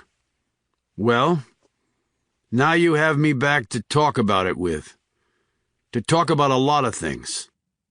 And you don't have to fly to Leavenworth to do it. A dream come true, Bobby, to have my big brother back. Robert rose. I was thinking the same thing, little brother. Now let's go do this. They drove north. Puller parked in the lot, and the two brothers walked into the facility together, removing their caps as they did so. They walked down the hall. As they drew closer to their destination, Robert slowed. Do you really think this is a good idea? He said. Yes, and you did too, apparently, until about 2 seconds ago. I guess I'm just a little nervous. Join the crowd. I'm nervous every time I come here. I'd rather take on a convoy of damn Taliban. Puller nudged his brother's elbow and they kept walking. Puller nodded at a nurse he knew. She said, He's up in his chair. Does he know we're coming? I told him. Whether it registered or not, I don't know. She looked up at Robert. I'm glad you were able to come, sir. Finally able to come, said Robert. Both brothers drew deep breaths and Puller opened the door and stepped in. Robert followed. The door swung shut behind them, and the two stood side by side in their pristine dress uniforms. Across the room, in his chair, sat their father. John Puller Sr. was dressed differently today. Usually his outfit consisted of a t-shirt and blue hospital scrub pants with slippers on his feet. His white hair was typically in disarray, his face unshaven. This morning he had been shaved, his hair was combed, and he was dressed in pants and a collared shirt. Loafers were on his feet. Robert looked at Puller, who was staring in amazement at his father. Something different today? Whispered Robert. Definitely, replied Puller. General, said Puller, we're here reporting in, sir. He pushed Robert ahead of him. I brought along a new man today. He'll be reporting in to you regularly now. Puller Sr. turned to face them. Though he didn't get out of his chair, his gaze moved up and down both men's uniforms before coming to rest on Robert's face. Name? Said Puller Sr. Robert glanced at his brother and received an encouraging nod before saying, Major Robert W. Puller, United States Air Force. Puller Sr. stared hard at him for a few moments before looking at his other son. In that gaze, for the first time in a long time, Puller saw recognition. Not just seeing something, recognition. He stepped forward and said softly, Dad? Robert glanced sharply at Puller.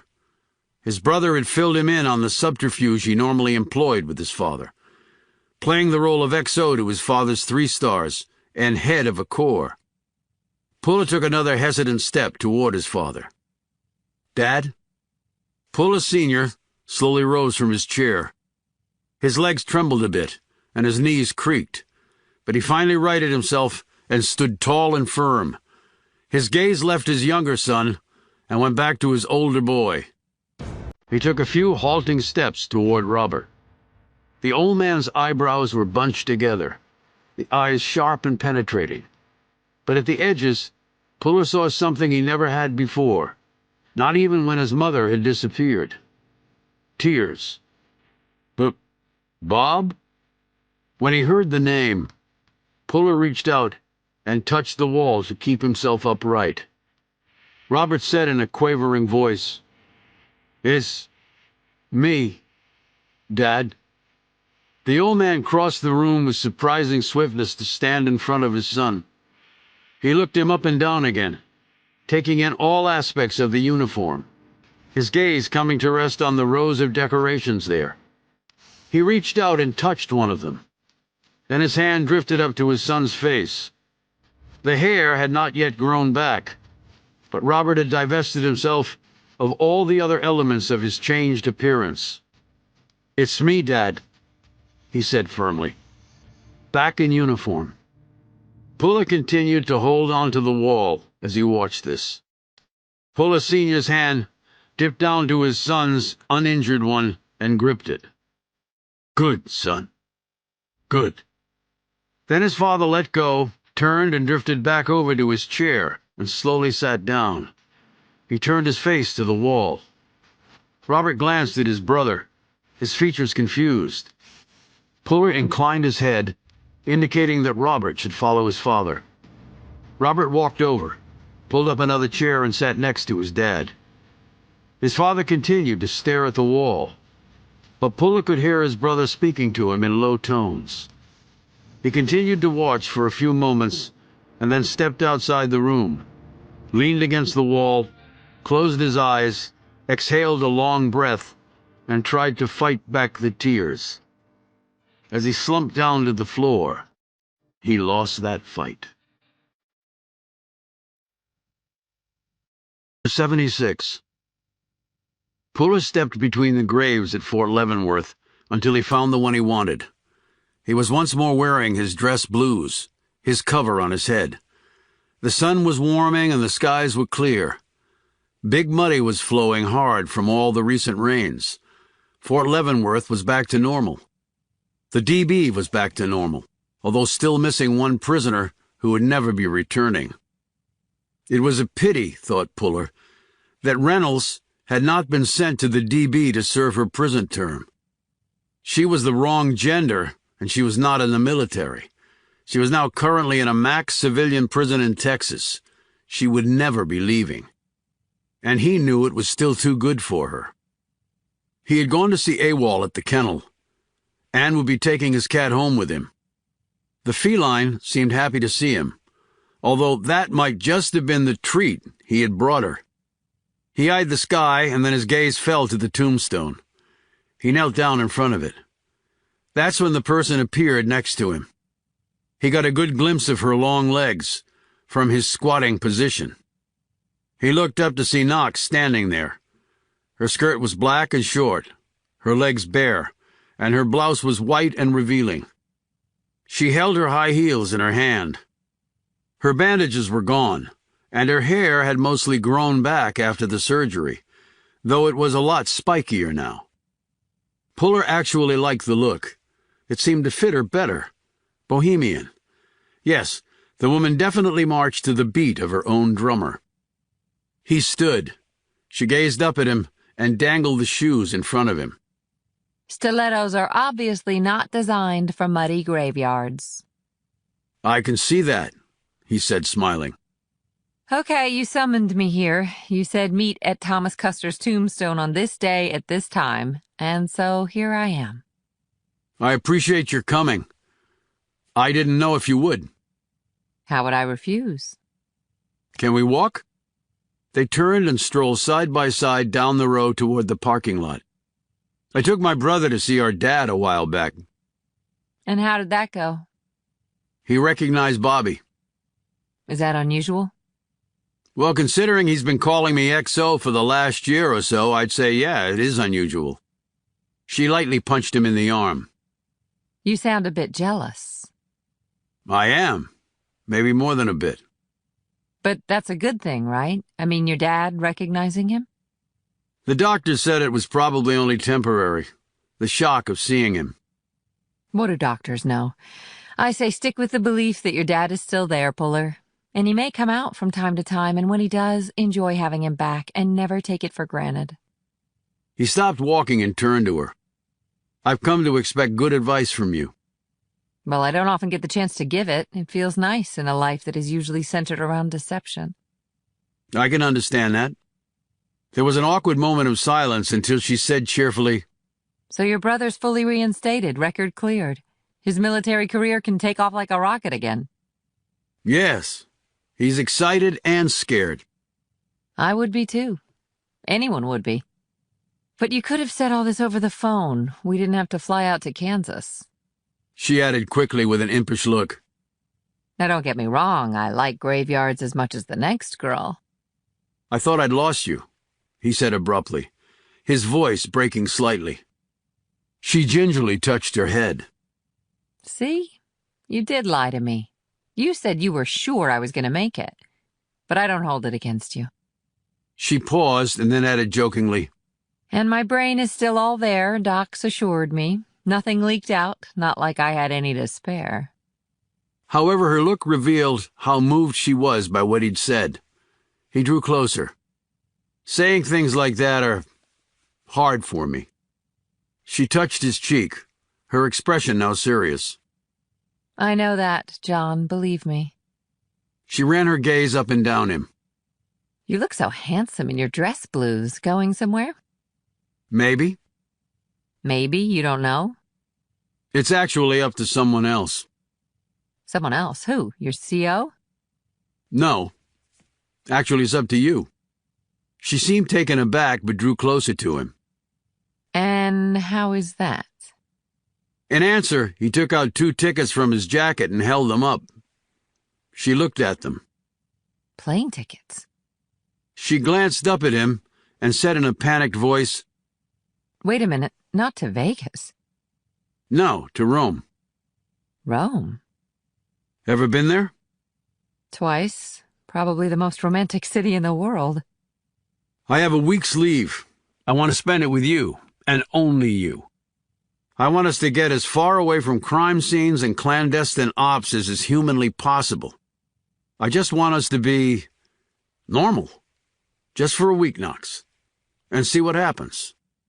Together. Knox seemed overwhelmed by all of this. She said breathlessly, Puller, we really don't even know each other. I know enough. You know nothing. You only know what I told you. And as you quite rightly pointed out, I'm a liar. Knox, She gripped his arm. I can't tell you how flattered I am. Puller took a step back. His whole body seemed to deflate, and he looked at his feet. Flattered? Isn't that what women say when their answer is no? She used her finger to lift his chin so he was looking at her. Like I said before, you're a ramrod straight kind of guy. Honorable to a fault. And my life is none of that. But only the professional side, and only out of necessity. I'm not sure there are any distinct lines there, Puller. Not for me. Not anymore. I don't believe that. Whether you do or not is immaterial. A fact is a fact. Puller looked down at the plane tickets. I hope they're refundable. He grinned for a second, but there was nothing behind it. But you might have need of them one day. He quickly glanced at her. Why? She reached up on her tiptoes and kissed him. Because you just never know, do you? So where do you go now? He asked dully. Where they tell me to. Just like you. Can you answer something for me? What? Why were you crying that day back in Charlotte? Was it because we were talking about your dad? She looked down at her bare feet, her toes pushing against the wet grass. No, like I said, I had gotten over him a long time ago. So what then? She let out a quick breath. It was because I knew I was going to have to keep lying to you. That I was going to keep on using you. So? So before, it didn't matter to me. Suddenly, it did. And it hit me like a train that morning. What changed? She grazed his cheek with her hand. I think you know what changed. He remained silent.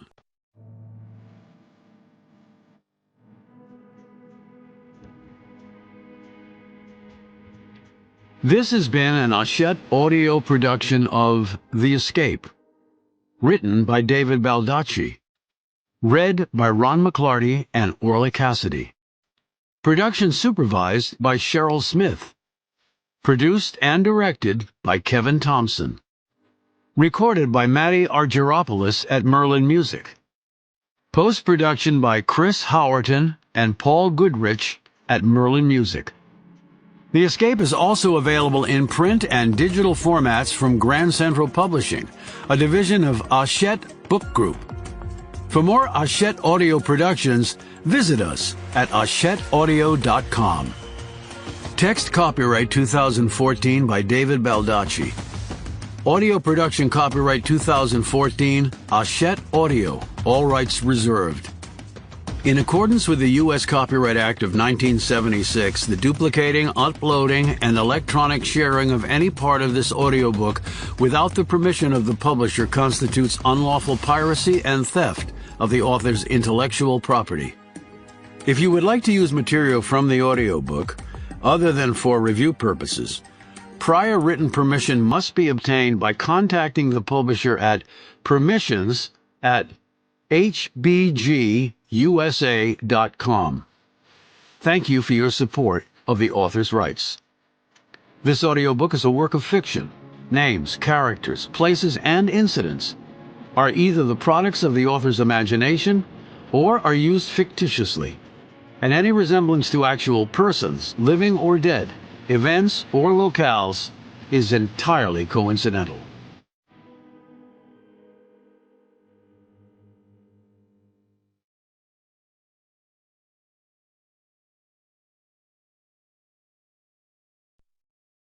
Audible hopes you have enjoyed this program.